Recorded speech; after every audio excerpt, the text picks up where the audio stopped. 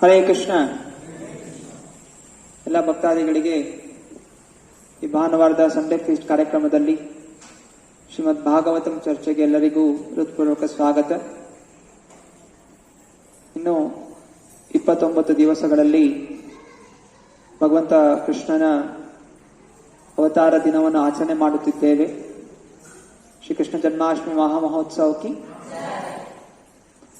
ಅನೇಕ ಭಕ್ತಾದಿಗಳು ಪ್ರಾರ್ಥನೆ ಮಾಡ್ತಾ ಇದ್ದಾರೆ, ವ್ರತಗಳನ್ನು ಮಾಡ್ತಾ ಇದ್ದಾರೆ. ಹಾಗೂ ಭಗವಂತನ ಹಬ್ಬವನ್ನು ಆಚರಣೆ ಮಾಡಲಿಕ್ಕೆ ಪ್ರತಿ ದಿವಸ ಫಂಡ್ ಕಲೆಕ್ಷನ್ ಮಾಡಲಿಕ್ಕೆ ಹೋಗ್ತಾ ಇದ್ದಾರೆ. ಈ ಎಲ್ಲ ಸೇವೆಗಳು ಮಾಡುತ್ತಿರಬೇಕಾದರೆ ಭಗವಂತನ ಚಿಂತನೆ ನಡೆಯುತ್ತಿರಬೇಕು. ಭಗವಂತನ ಚಿಂತನೆ ಇಲ್ಲದೆ ಕೇವಲ ನಾವು ಕೆಲಸಗಳನ್ನು ಮಾಡ್ತಾ ಇದ್ರೆ ಅದು ಕರ್ಮದ ಬಂಧನಕ್ಕೆ ಕಾರಣವಾಗುತ್ತೆ. ಆದ್ದರಿಂದ ಕೃಷ್ಣ ಹೇಳುತ್ತಾನೆ, ನಾವು ಏನೇ ಕೆಲಸ ಮಾಡುತ್ತಿದ್ದರೂ ಭಗವಂತನನ್ನು ಕೇಂದ್ರ ಬಿಂದು ಆಗಿ ಇಟ್ಕೊಂಡು ಕೆಲಸವನ್ನು ಮಾಡಬೇಕು. ಕೆಲವೊಮ್ಮೆ ತುಂಬಾ ಕೆಲಸದಲ್ಲಿ ಮಗ್ನ ಆಗಿರೋ ಕಾರಣ ಭಗವಂತನ ಚಿಂತನೆ ಮರೆತು ಹೋಗುತ್ತೆ. ಕೇವಲ ಕೆಲಸದ ಮೇಲೆಯೇ ಆಕರ್ಷಣೆ ಅನ್ನೋದು ಹೋಗ್ಬಿಡುತ್ತೆ. ಆದ್ದರಿಂದ ಮತ್ತೆ ಮತ್ತೆ ನಾವು ಸ್ಮರಣೆ ಮಾಡಬೇಕು. ನಾವು ಕೆಲಸ ಮಾಡುವುದು ಸಫಲವಾಗಬೇಕಾದರೆ, ಯಾವುದೇ ವಿಘ್ನಗಳಿಲ್ಲದೆ ಕೆಲಸ ಪೂರ್ಣ ಆಗಬೇಕಾದರೆ ಭಗವಂತನ ಕೃಪೆ ಬೇಕು. ಆದ್ದರಿಂದ ಯಾವಾಗ ನಾವು ಭಗವಂತನ ಸ್ಮರಣೆ ಮಾಡುತ್ತಿರಬೇಕು. ಭಗವಂತನ ನಾಮ ಜಪ, ಭಗವಂತನ ಲೀಲೆಗಳ ಸ್ಮರಣೆ ಹಾಗೂ ಪ್ರಚಾರ ಇದೆಲ್ಲವೂ ಸಮನಾಗಿ ನಡೆಯುತ್ತಿರಬೇಕು. ಆದ ಕಾರಣ ಈ ಒಂದು ತಿಂಗಳು ಪ್ರತಿ ದಿವಸ ಶ್ರೀಮದ್ ಭಾಗವತಂ ಒಂದೊಂದು ಅಧ್ಯಾಯವನ್ನು ಪಠಣ ಮಾಡುತ್ತೇವೆ.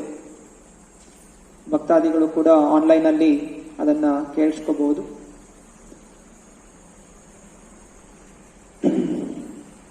ಹೇಗೆ ಭಗವಂತ ಈ ಜಗತ್ತಿಗೆ ಅವತರಿಸಿದ,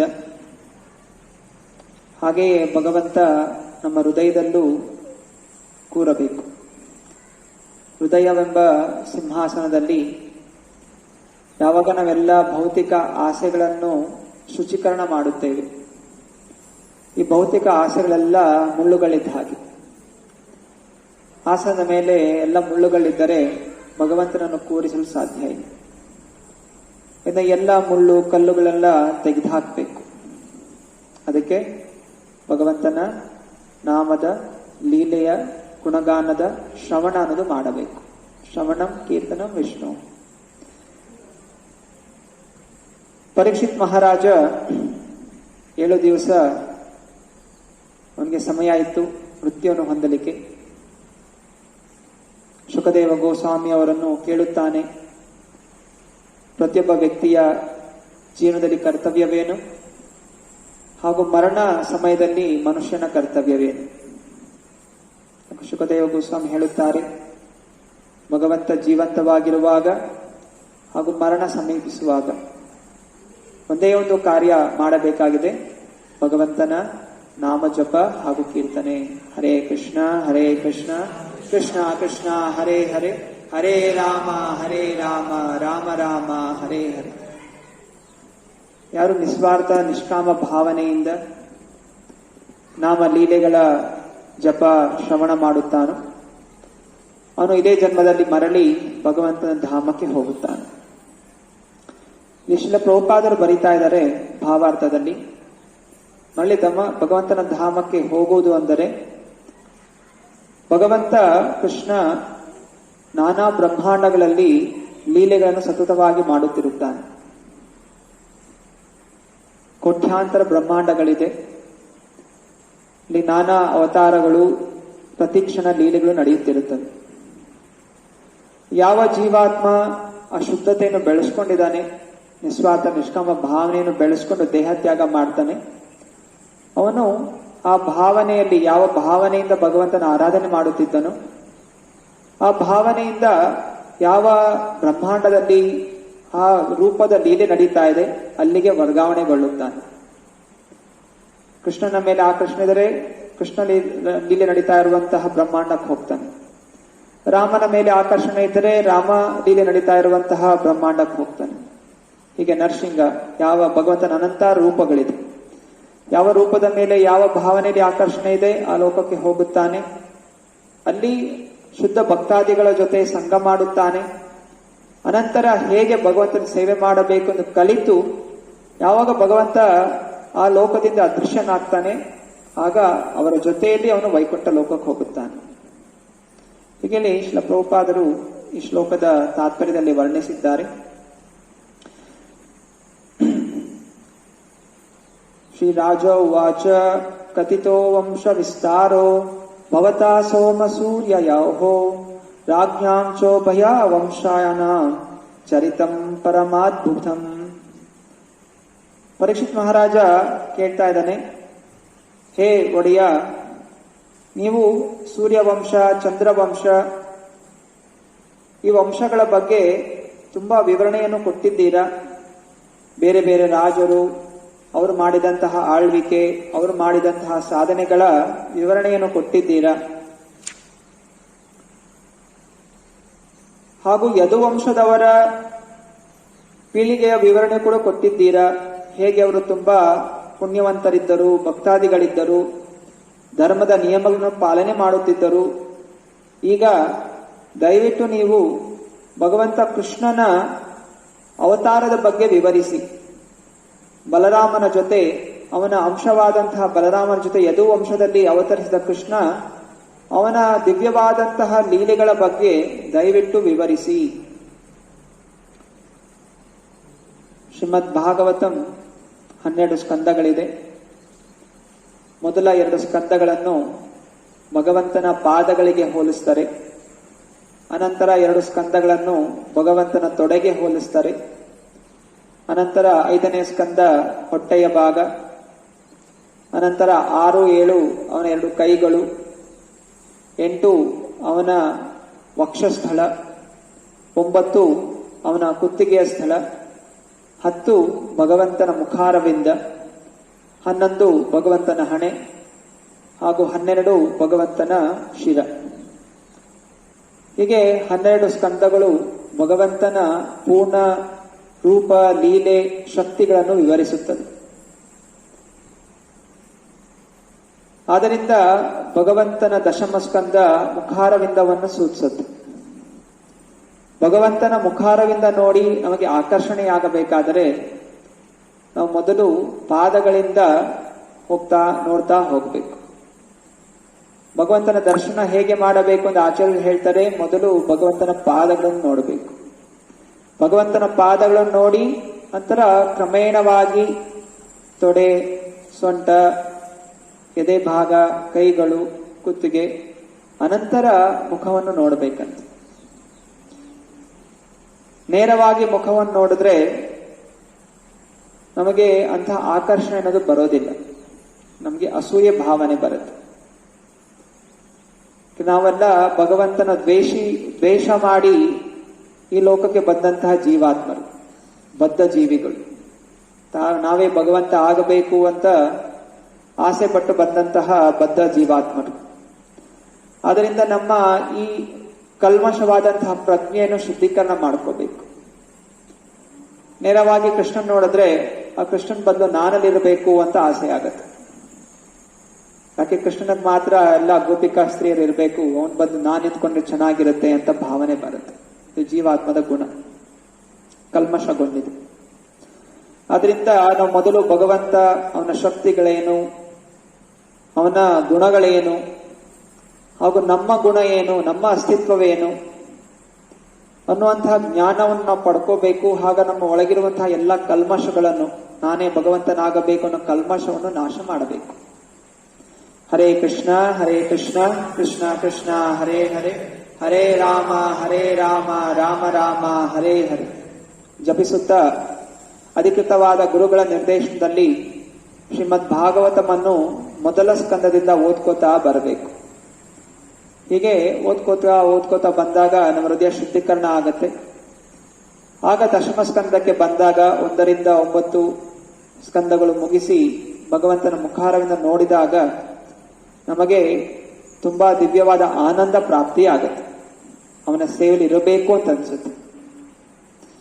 ಪರೀಕ್ಷಿತ್ ಮಹಾರಾಜ ಹೀಗೆ 9 ಸ್ಕಂದಗಳನ್ನು ಕೇಳಿದ ನಂತರ ಈಗ ಪ್ರಶ್ನೆ ಮಾಡ್ತಾ ಇದ್ದಾನೆ, ದಯವಿಟ್ಟು ಯದುವಂಶದಲ್ಲಿ ಅವತರಿಸಿದಂತಹ ಕೃಷ್ಣನ ಲೀಲೆಗಳನ್ನು ವಿವರಿಸಿ. ಅವತೀರ್ಯ ಯದೋರ್ವಂಶೇ ಭಗವಾನ್ ಭೂತ ಭಾವನಃ ಕೃತವಾನ್ಯಾನಿ ವಿಶ್ವಾತ್ಮ ತಾನಿ ನೋ ವದ ವಿಸ್ತರಾತ್. ಭಗವಂತ ಪರಮಾತ್ಮ ಶ್ರೀಕೃಷ್ಣ ಸಕಲ ಬ್ರಹ್ಮಾಂಡದ ಸೃಷ್ಟಿಗೆ ಕಾರಣಕರ್ತ, ಯದುವಂಶದಲ್ಲಿ ಅವತರಿಸಿದ. ದಯವಿಟ್ಟು ಅವನ ದಿವ್ಯವಾದ ಗುಣ ಲೀಲೆಗಳ ಬಗ್ಗೆ ಶುರುವಿನಿಂದ ಅಂತ್ಯದ ತನಕ ವಿವರಿಸಿ. ನಿವೃತ್ತತರ್ಷೇರ್ ಉಪಗೀಯಮಾನಾತ್ ಭವೌಷಧಾಚೋತ್ರ ಮನೋಭಿರಾಮಾತ್ ಕ ಉತ್ತಮ ಶ್ಲೋಕ ಗುಣಾನುವಾದಾತ್ ಪುಮಾನ್ ವೈರಜ್ಯತೆ ವಿನಾ ಪಶುಘ್ನಾತ್. ಭಗವಂತನ ಗುಣಗಾನವನ್ನು ಪರಂಪರಾ ಮಾರ್ಗವಾಗಿ ಮಾಡಲಾಗಿದೆ. ಗುರುಗಳ ಮೂಲಕ ಶಿಷ್ಯನಿಗೆ ಈ ಜ್ಞಾನವು ತಿಳಿದು ಬರುತ್ತದೆ. ಇಂತಹ ಒಂದು ಗುಣಗಾನವನ್ನು ತಾತ್ಕಾಲಿಕ ಎಂದು ತಿಳಿಯಬಾರದು. ಭಗವಂತನ ಲೀಲೆಗಳು, ಅವನ ಒಂದು ವಿವರಣೆಗಳು ಬದ್ಧ ಜೀವಿಯನ್ನು ಜನನ ಹಾಗೂ ಮರಣಗಳ ಚಕ್ರದಿಂದ ಬಿಡುಗಡೆ ಮಾಡುತ್ತದೆ. ಆದ್ದರಿಂದ ಯಾರು ತಾನೇ ತನಗೆ ಒಳ್ಳೆಯದಾಗಬೇಕು ಅಂತ ಚಿಂತನೆ ಮಾಡುವಂತಹವನು ಭಗವಂತನ ಲೀಲೆಗಳನ್ನು ಕೇಳದೇ ಇರುವುದಿಲ್ಲ. ಇದು ಭಕ್ತಾದಿಗಳ ಲಕ್ಷಣ, ಭಕ್ತರ ಲಕ್ಷಣ. ಭಗವಂತನ ಲೀಲೆಗಳನ್ನು ಬಾರಿ ಬಾರಿ ಸ್ಮರಣೆ ಮಾಡುತ್ತಾರೆ. ಇಲ್ಲಿ ಸ್ಪಷ್ಟವಾಗಿ ಭಗವಂತ ಸ್ವಯಂ ಕೃಷ್ಣ ಅವತರಿಸಿದ್ದಾನೆ. ಈ ಶ್ಲೋಕದಲ್ಲಿ 23ನೇ ಶ್ಲೋಕದಲ್ಲಿ ಹೇಳಲಾಗಿದೆ, ವಸುದೇವ ಗೃಹೇ ಸಾಕ್ಷಾತ್. ಸ್ವಯಂ ಭಗವಂತ ಅವತರಿಸ್ತಾ ಇದ್ದಾನೆ. ಭಗವಂತ ನಾನಾ ಅವತಾರಗಳಿದೆ, ಆದರೆ ಕೃಷ್ಣ ಅವತಾರ ಅಲ್ಲ, ಬದಲಾಗಿ ಅವತಾರಿ. ಅವತಾರಿ ಅಂದ್ರೆ ಎಲ್ಲ ಅವತಾರಗಳ ಮೂಲ ಕಾರಣ. ಹಾಗೂ ಆ ಜ್ಞಾನ ಹೇಗೆ ನಮಗೆ ತಿಳಿದು ಬರುತ್ತೆ? ಯಾವಾಗ ನಾವು ಅಧಿಕೃತವಾದಂತಹ ಗುರು ಪರಂಪರೆಯಲ್ಲಿ ಬರುವಂತಹ ಗುರುಗಳಿಂದ ಜ್ಞಾನವನ್ನು ಸ್ವೀಕಾರ ಮಾಡುತ್ತೇವೆ, ಆಗ ನಮಗೆ ಕೃಷ್ಣನ ಪೂರ್ಣ ಲೀಲೆಗಳನ್ನು, ಅವನ ಅಸ್ತಿತ್ವವನ್ನು ತಿಳಿಲಿಕ್ಕೆ ಸಾಧ್ಯವಾಗುತ್ತೆ. ಭಗವಂತನ ಚರಣ ಕಮಲಗಳ ದೋಣಿಯನ್ನು ಸ್ವೀಕಾರ ಮಾಡಿ ನನ್ನ ತಾತ ಅರ್ಜುನ ಈ ಕುರುಕ್ಷೇತ್ರ ಯುದ್ಧ ಭೂಮಿಯ ಸಾಗರವನ್ನು ದಾಟಿದ. ಎಲ್ಲಿ ಭೀಷ್ಮದೇವರಂತಹ ದೊಡ್ಡ ದೊಡ್ಡ ತಿಮ್ಮಿಂಗಿಲಾಗಳು ಅವನನ್ನು ನುಂಗಿ ಹಾಕಬಹುದಾಗಿತ್ತು. ಭಗವಂತ ಕೃಷ್ಣನ ಕೃಪೆಯಿಂದ ನನ್ನ ತಾತಂದಿರು ಈ ಕಠಿಣವಾದಂತಹ ಸಾಗರವನ್ನು ದಾಟಿದರು. ಯಾವ ರೀತಿ ಒಬ್ಬನು ಕರುವಿನ ಹೆಜ್ಜೆ ಗುರುತಲ್ಲಿರೋ ನೀರನ್ನು ದಾಟಬಹುದೋ ಹಾಗೆ ನನ್ನ ತಾಯಿ ಕೂಡ ಭಗವಂತನ ಚರಣಕಮಲಗಳಿಗೆ ಆಶ್ರಯ ಪಡೆದಿರೋ ಕಾರಣ ಭಗವಂತನ ಸುದರ್ಶನ ಚಕ್ರ ನನ್ನನ್ನು ತಾಯಿಯ ಗರ್ಭದಲ್ಲಿ ಕಾಪಾಡಿತು. ಇಲ್ಲವಾದರೆ ಅಶ್ವತ್ಥಾಮನ ಭಯಂಕರವಾದ ಅಸ್ತ್ರದಿಂದ ನಾನು ಆವಾಗಲೇ ಸಂಹಾರಗೊಂಡಿದ್ದೆ. ಭಗವಂತ ಶ್ರೀಕೃಷ್ಣ ಎಲ್ಲಾ ಜೀವಿಗಳ ಒಳಗೂ ಇದ್ದಾನೆ, ಹೊರಗೂ ಇದ್ದಾನೆ. ಹಾಗೂ ಸ್ವಶಕ್ತಿಯಿಂದ ಅವನು ಸನಾತನವಾದಂತಹ ಸಮಯದಲ್ಲಿ ಇರುತ್ತಾನೆ. ಅವನೇ ಪರಮಾತ್ಮ, ಅವನೇ ವಿರಾಟ ರೂಪ, ಎಲ್ಲರಿಗೂ ಮುಕ್ತಿಯನ್ನು ಪ್ರದಾನ ಮಾಡುವಂಥವನು. ದಯವಿಟ್ಟು ಆ ಭಗವಂತನ ದಿವ್ಯವಾದ ಲೀಲೆಗಳನ್ನು ವಿವರಿಸಿ. ಪರೀಕ್ಷಿತ್ ಮಹಾರಾಜನಿಗೆ ಆವಾಗಲೇ ಗೊತ್ತಿತ್ತು ಕೃಷ್ಣ ಭಗವಂತ ಅಂತ. ಲೋಕ ಕಲ್ಯಾಣಕ್ಕೋಸ್ಕರ ಮತ್ತೆ ಮತ್ತೆ ಅವನು ಭಗವಂತನ ಲೀಲೆಗಳನ್ನು ಕೇಳ್ತಾ ಇದ್ದಾನೆ. ಯಾವ ವ್ಯಕ್ತಿಗೆ ಭಗವಂತನ ಭಕ್ತಿ ಅನ್ನೋದು ರುಚಿ ಗೊತ್ತಾಗಿದೆ, ಎಲ್ಲ ಕಲ್ಮಶಗಳು ದೂರ ಆಗಿದೆ, ಭೌತಿಕವಾಗಿ ಏನೂ ಆಸೆಗಳಿಲ್ಲ, ಅವನಿಗೆ ಭಗವಂತನ ಲೀಲೆಗಳು ಬಾರಿ ಬಾರಿ ಕೇಳಬೇಕು ಅಂತ ಆಸಕ್ತಿ ಇರುತ್ತೆ. ಇದು ಭಕ್ತರ ಲಕ್ಷಣ. ನಮ್ಮಲ್ಲಿ ಆಸಕ್ತಿ ಇನ್ನೂ ಬಂದಿಲ್ಲ, ಭಗವಂತನ ಲೀಲೆಗಳು ಕೇಳಿ ಕೇಳಿ ಬೇಜಾರಾಗ್ತಾ ಇದೆ. ಅದರ ಅರ್ಥ ಏನು? ನಮ್ಮಲ್ಲಿ ಕಲ್ಮಶಗಳಿದೆ, ಭೌತಿಕವಾದ ಆಸಕ್ತಿಗಳಿದೆ. ಅದರಿಂದ ನಮ್ಮನ್ನು ನಾವು ಪರಾಮರ್ಶೆ ಮಾಡ್ಕೋಬೇಕು. ನಾವು ಯಾವ ಸ್ಥಾನದಲ್ಲಿದ್ದೀವಿ, ನಾವು ನಮ್ಮನ್ನು ಭಕ್ತರು ಅಂತ ಅನ್ಕೋತೀವಿ, ನಿಜವಾಗಿ ನಮ್ಮ ಭಕ್ತಿ ಎಷ್ಟು ಮಟ್ಟಿಗೆ ಇದೆ ಅನ್ನೋದಕ್ಕೆ ಪರೀಕ್ಷೆ ಹೀಗೆ. ಶುದ್ಧವಾದ ಭಕ್ತನಿಗೆ ಭಗವಂತನ ಚಿಂತನೆ ಬಿಟ್ಟು ಬೇರೆ ಯಾವ ಚಿಂತನೆ ಅಥವಾ ಆಸಕ್ತಿ ಅನ್ನೋದು ಇರೋದಿಲ್ಲ. ಹಾಗೂ ಇಲ್ಲಿ ಪರೀಕ್ಷಿತ್ ಮಹಾರಾಜ ಹೇಳ್ತಾ ಇದ್ದಾನೆ, ಯಾರು ಗುರುಗಳ ಆಶ್ರಯ ಪಡ್ಕೊಂಡಿರ್ತಾರೆ ಅವರಿಗೆ ಈ ಸಂಸಾರದ ಸಾಗರ ಒಂದು ಕರುವಿನ ಹೆಜ್ಜೆ ಗುರುತಲ್ಲಿ ಒಂದು ನೀರಿನ ಹಾಗೆ. ಕರುದ ಹೆಜ್ಜೆ ಗುರುತಲ್ಲಿ ನೀರು ಎಷ್ಟಿರುತ್ತೆ, ಸಣ್ಣ ಮಗು ಕೂಡ ದಾಟಬಹುದು. ಹಾಗೆಯೇ ನಾವು ಭಗವಂತನ ಭಕ್ತರ ಆಗದೇ ಇರೋ ಕಾರಣ, ಗುರುಗಳ ಶರಣಾಗತಿ ಪಡೆದೇ ಇರೋ ಕಾರಣ ನಮ್ಗೆ ಈ ಸಂಸಾರ ತುಂಬಾ ದೊಡ್ಡದು ಅಂತ ಅನಿಸ್ತಾ ಇದೆ. ಜೀವಾತ್ಮ, ಜೀವಶಕ್ತಿ ಭಗವಂತನ ಬಹಿರಂಗ ಶಕ್ತಿಗಿಂತ ಶ್ರೇಷ್ಠವಾದಂತಹದ್ದು. ಅದಾയത് ಕೃಷ್ಣನ ಸಂಘವನ್ನು ಬಿಟ್ಟಿರೋ ಕಾರಣ ಭಗವಂತನ ಬಹಿರಂಗ ಶಕ್ತಿ ಈ ತಟಸ್ಥ ಶಕ್ತಿಯನ್ನು ಆವರಿಸಿಕೊಳ್ಳುತ್ತೆ. ಆದರೆ ನಿಜವಾಗಿ ತಟಸ್ಥ ಶಕ್ತಿ ಬಹಿರಂಗ ಶಕ್ತಿಗಿಂತ ತುಂಬಾ ಶ್ರೇಷ್ಠವಾದಂಥದ್ದು, ಪ್ರಬಲವಾದಂಥದ್ದು. ಯಾವಾಗ ಅದು ಭಗವಂತನ ಸಂಘದಲ್ಲಿರುತ್ತೆ. ಭಗವಂತನ ಸಂಘದಿಂದ ದೂರ ಆದಾಗ ಹೇಗೆ ಬೆಂಕಿಯಿಂದ ಒಂದು ಕಿಡಿ ದೂರ ಆದ್ರೆ ಹೇಗೆ ಗಾಳಿಯ ಆವರಣದಿಂದ ಅದು ಆರೋಗುತ್ತೋ, ಹಾಗೆಯೇ ನಾವು ಕೂಡ ಭಗವಂತನ ಭಕ್ತಿ ಅನ್ನೋದು ಬಿಟ್ಟಾಗ, ಭಗವಂತನ ಸಂಘ ಅನ್ನೋದು ಬಿಟ್ಟಾಗ ಈ ಮಾಯೆ ನಮ್ಮನ್ನು ಆವರಿಸಿಕೊಳ್ಳುತ್ತೆ. ಇದಕ್ಕೆ ಒಂದೇ ಒಂದು ಪರಿಹಾರ, ನಾವು ಮತ್ತೆ ಪುನಃ ಭಗವಂತನ ಜೊತೆ ಜೋಡಣೆಯಾಗಬೇಕು ಗುರುಗಳ ಆಶ್ರಯದಲ್ಲಿ. ರೋಹಿಣ್ಯಾಸ್ತನಯ ಪ್ರೋಕ್ತೋ ರಾಮ ಸಂಕರ್ಷಣಸ್ತ್ವಯ ದೇವಕ್ಯಾ ಗರ್ಭ ಸಂಬಂಧ ಕುತೋ ದೇಹಾಂತರಂ ವಿನಾ. ನನ್ನ ಪ್ರೀತಿಯ ಶುಕದೇವ ಗೋಸ್ವಾಮಿ ಅವರೇ, ದಯವಿಟ್ಟು ವಿವರಿಸಿ, ಹೇಗೆ ಸಂಕರ್ಷಣ ಅವರು ರೋಹಿಣಿಯ ಗರ್ಭದಲ್ಲಿ ಬಲರಾಮನಾಗಿ ಅವತರಿಸಿದರು, ಹೇಗೆ ಅವರು ಒಂದು ದೇಹದಿಂದ ಇನ್ನೊಂದು ದೇಹಕ್ಕೆ ವರ್ಗಾವಣೆಗೊಂಡರು, ಇದು ಹೇಗೆ ಸಾಧ್ಯ? ದೇವಕಿಯ ಗರ್ಭದಿಂದ ರೋಹಿಣಿಯ ಗರ್ಭಕ್ಕೆ ವರ್ಗಾವಣೆಗೊಳ್ಳಲಿಕ್ಕೆ ದಯವಿಟ್ಟು ಇದನ್ನು ವಿವರಿಸಿ. ದೇವಕಿಯ ಗರ್ಭದಲ್ಲಿ ಮೊದಲು ಬಲರಾಮ ಅವತರಿಸಿದರು. ಬಲರಾಮ ಅನಂತರ ದೇವಕಿಯ ಗರ್ಭದಿಂದ ರೋಹಿಣಿಯ ಗರ್ಭಕ್ಕೆ ವರ್ಗಾವಣೆಗೊಂಡರು ಭಗವಂತನ ಯೋಗಮಾಯ ಶಕ್ತಿಯಿಂದ. ಕಸ್ಮಾನ್ ಮುಕುಂದೋ ಭಗವಾನ್ ಪಿತುರ್ಗೇಹ ಧ್ವಜಂ ಗತಃ ಕ್ವ ವಾಶಂ ಜ್ಞಾತಿಭಿಃ ಸಾರ್ಧಂ ಕೃತವಾನ್ ಸಾತ್ವತಾಂ ಪತಿಃ. ಭಗವಂತ ಯಾಕೆ ತನ್ನ ತಂದೆ ವಸುದೇವನ ಮನೆಯನ್ನು ಬಿಟ್ಟು ನಂದ ಮಹಾರಾಜನ ಮನೆಗೆ ಹೋದ? ಅಲ್ಲಿ ಯಾಕೆ ಭಗವಂತ ತನ್ನ ಯದುವಂಶದವರನ್ನು ಬಿಟ್ಟು ವೃಂದಾವನದ ಸಂಬಂಧಿಕರ ಜೊತೆ ಯಾಕೆ ಅಲ್ಲಿ ನಿವಾಸ ಮಾಡಿದ? ಭಗವಂತ ಕೃಷ್ಣ ವೃಂದಾವನದಲ್ಲೂ ಇದ್ದ, ಮಥುರಾದಲ್ಲೂ ಇದ್ದ. ಅಲ್ಲಿ ಅವನು ಏನೇನು ಮಾಡಿದ? ಕಂಸನನ್ನು ಏಕೆ ಕೊಂದ? ತನ್ನ ತಾಯಿಯ ಅಣ್ಣನ್ನೇ ಯಾಕೆ ಸಂಹಾರ ಮಾಡಿದ? ಇದು ಶಾಸ್ತ್ರಗಳು ಇದಕ್ಕೆ ಸಮರ್ಥನೆ ಕೊಡುವುದಿಲ್ಲ. ಭಗವಂತ ಕೃಷ್ಣನಿಗೆ ಯಾವುದೇ ರೀತಿಯ ಭೌತಿಕ ಶರೀರ ಇಲ್ಲ, ಆದರೂ ಅವನು ಮನುಷ್ಯನಾಗಿ ಅವತರಿಸುತ್ತಾನೆ ರೂಪದಲ್ಲಿ.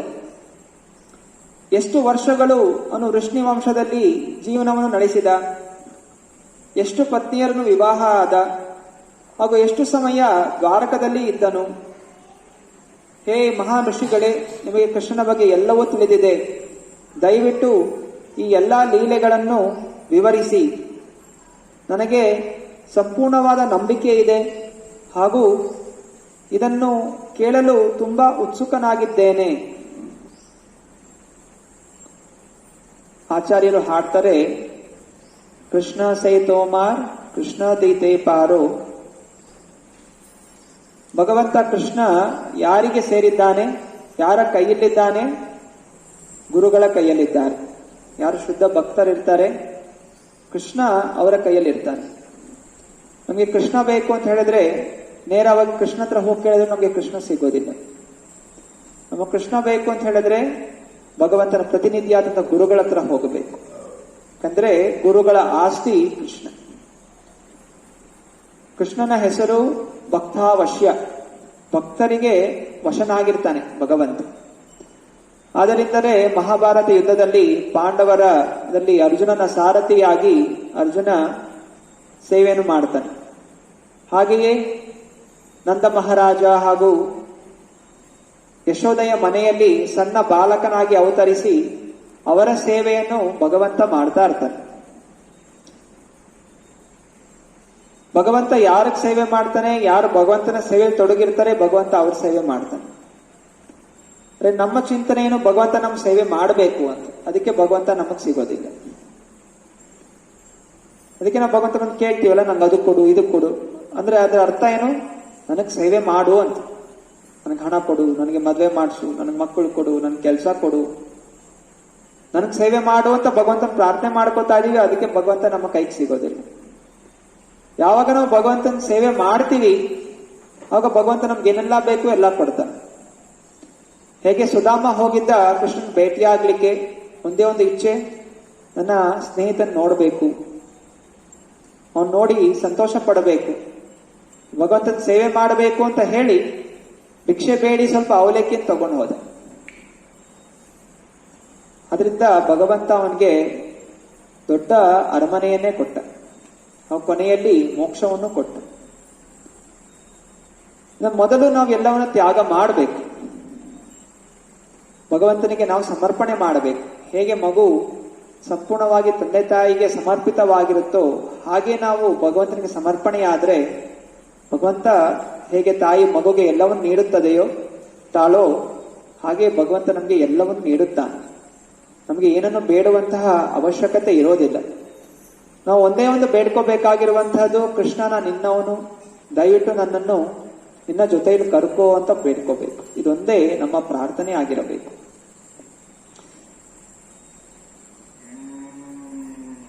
ನಾನು ಈಗ ಮೃತ್ಯುವಿನ ಸಮೀಪ ಬಂದಿದ್ದೇನೆ. ನಾನು ನೀರು ಕೂಡ ಕುಡಿಯೋದನ್ನು ಬಿಟ್ಟಿದ್ದೇನೆ. ಯಾಕೆಂದರೆ ಕೃಷ್ಣನ ಲೀಲೆಗಳ ಪಾನ ಮಾಡುತ್ತಿರೋ ಕಾರಣ ನನ್ನ ಹಸಿವು, ಬಾಯಾರಿಕೆ ಎಲ್ಲವೂ ಹೋಗಿಬಿಟ್ಟಿದೆ. ಇದು ಯಾವುದು ನನಗೆ ಜೀವನದಲ್ಲಿ ಅಡಚಣೆ ಮಾಡುತ್ತಿಲ್ಲ. ಯಾವಾಗ ಶುದ್ಧ ಭಕ್ತಿಯಲ್ಲಿ ಏರ್ತಾರೆ, ಪರೀಕ್ಷಿತ್ ಮಹಾರಾಜ ಹೇಳ್ತಾ ಇದ್ದಾನೆ, ಹೇ ಶುಕದೇವ ಗೋಸ್ವಾಮಿ, ನಿಮ್ಮ ಮುಖಾರವಿಂದ ಭಗವಂತ ಲೀಲೆ ಕೇಳ್ತಾ ಇರೋ ಕಾರಣ ನನಗೆ ಹಸಿವು, ಬಾಯಾರಿಕೆ ಏನೂ ಆಗ್ತಾ ಇಲ್ಲ. ಯಾಕಂದ್ರೆ ಈಗ ಅವನು ಶರೀರದ ಚಿಂತನೆಯಿಂದ ಬೇರ್ಪಟ್ಟಿದ್ದಾನೆ. ಶರೀರ ಆತ್ಮ ಇರೋ ಕಾರಣ ಚಲಿಸ್ತಾ ಇದೆ. ಯಂತ್ರ ರೂಢಾನಿ ಗಚ್ಚಯ. ಈ ಶರೀರ ಒಂದು ಯಂತ್ರ ಇದ್ದ ಹಾಗೆ. ಯಂತ್ರ ಯಾಕೆ ಕೆಲಸ ಮಾಡ್ತಾ ಇದೆ? ಯಾಕೆಂದ್ರೆ ಯಂತ್ರದ ಒಳಗಡೆ ಒಬ್ಬ ಚಾಲಕ ಕೂತಿದ್ದಾನೆ. ಜೀವಾತ್ಮ ಹಾಗೂ ಪರಮಾತ್ಮ ಇರೋ ಕಾರಣ ಈ ಶರೀರ ಬೆಳೆಯುತ್ತೆ, ನಾನಾ ರೀತಿಯ ಪರಿವರ್ತನೆಗಳಿಗೆ ಒಳಗಾಗತ್ತೆ. ಆದ್ರೆ ಈ ದೇಹದ ಒಳಗಡೆ ಜೀವ ಹಾಗೂ ಪರಮಾತ್ಮ ಎರಡು ಹೋಗ್ಬಿಟ್ರೆ ಈ ದೇಹ ಚಲನವಲನ ಮಾಡೋದಿಲ್ಲ. ಅದರಿಂದ ನಮ್ಗೆ ಹಸಿವು ಇದೆಲ್ಲ ಯಾಕೆ ಆಗ್ತಾ ಇದೆ? ನಾವು ಆತ್ಮ ಅನ್ನೋದು ಮರ್ತು ಹೋಗ್ಬಿಟ್ಟಿದ್ವಿ. ನಾವು ಶರೀರ ಅಂತ ತಿಳ್ಕೊಂಡಿರೋ ಕಾರಣ ಈ ಶರೀರದ ಒಂದು ಚಿಂತನೆಗಳು ನಮಗೆ ಅಡಚಣೆಗಳು ಉಂಟು ಮಾಡ್ತಾ ಇದೆ. ಯಾವಾಗ ವ್ಯಕ್ತಿ ತನ್ನ ಅಂತರಂಗದ ಚಿಂತನೆಗೆ ಹೋಗುತ್ತಾನೆ, ಭಗವಂತನ ಚಿಂತನೆ ತೊಡಗುತ್ತಾನೆ, ಆಗ ಅವನಿಗೆ ಯಾವುದೇ ರೀತಿಯ ಭೌತಿಕವಾದ ವಿಷಯಗಳು ಅವನನ್ನು ಕಾಡೋದಿಲ್ಲ. ಯಾಕಂದ್ರೆ ಅವನಿಗೆ ಶಕ್ತಿ ಆತ್ಮದಿಂದ ಅವನು ತಗೋತಾ ಇರ್ತಾನೆ. ಸೊ ಆತ್ಮದಿಂದ ತಗೋತಾ ಇರೋ ಕಾರಣ ಅವನಿಗೆ ಯಾವುದೇ ಹಸಿವಾಗಲಿ ಏನೇನೂ ಕೂಡ ಆಗೋದಿಲ್ಲ. ಆತ್ಮಕ್ಕೆ ಈ ಭೌತಿಕವಾದಂತಹ ಯಾವುದೇ ವಸ್ತುಗಳು ಬೇಕಾಗಿಲ್ಲ. ಆತ್ಮಕ್ಕೆ ಬೇಕಾಗಿರೋದು ಕೇವಲ ಭಗವಂತನ ಚಿಂತನೆ. ಹರೇ ಕೃಷ್ಣ ಕೃಷ್ಣ ಕೃಷ್ಣ ಹರೇ ಹರೇ, ಹರೇ ರಾಮ ರಾಮ ರಾಮ ಹರೇ ಹರೇ. ಯಾರು ಸತತವಾಗಿ ಮಾಡ್ತಾ ಹೋಗ್ತಾರೋ ನಿಷ್ಕಾಮ ನಿಸ್ವಾರ್ಥ ಭಾವನೆಯಿಂದ, ನಾವು ಕೂಡ ಪರೀಕ್ಷಿತ ಮಹಾರಾಜನ ಹಾಗೆ ಈ ಎಲ್ಲ ಇಂದ್ರಿಯಗಳ ಒಂದು ತೊಂದರೆಗಳಿಂದ ಮುಕ್ತರಾಗ್ತೀವಿ ಹಾಗೂ ದಿವ್ಯವಾದ ಆನಂದವನ್ನು ಅನುಭವಿಸ್ತೀವಿ. ಸೂತ ಉವಾಚ ಏವಂ ನಿಶಮ್ಯ ಭೃಗುನಂದನ ಸಾಧುವಾದಂ ವೈಯಾಸಕೀ ಸ ಭಗವಾನ್ ಅಥ ವಿಷ್ಣುರಾತಂ ಪ್ರತ್ಯರ್ಚ ಕೃಷ್ಣ ಚರಿತಂ ಕಲಿಕಲ್ಮಶಗ್ನಂ ವ್ಯಾಹರ್ತುಂ ಆರಭಟ ಭಾಗವತ ಪ್ರಧಾನಃ. ಸುತ ಗೋಸ್ವಾಮಿಯವರು ಹೇಳಿದರು, ಹೇ ಶೌನಕ ಋಷಿಗಳೇ, ಅನಂತರ ವ್ಯಾಸದೇವರ ಮಗನಾದಂತಹ ಶುಕದೇವ ಗೋಸ್ವಾಮಿಯವರು ಪರೀಕ್ಷಿತ್ ಮಹಾರಾಜನ ಪ್ರಶ್ನೆಗಳನ್ನು ಕೇಳಿ ಧನ್ಯವಾದವನ್ನು ಹೇಳಿದರು.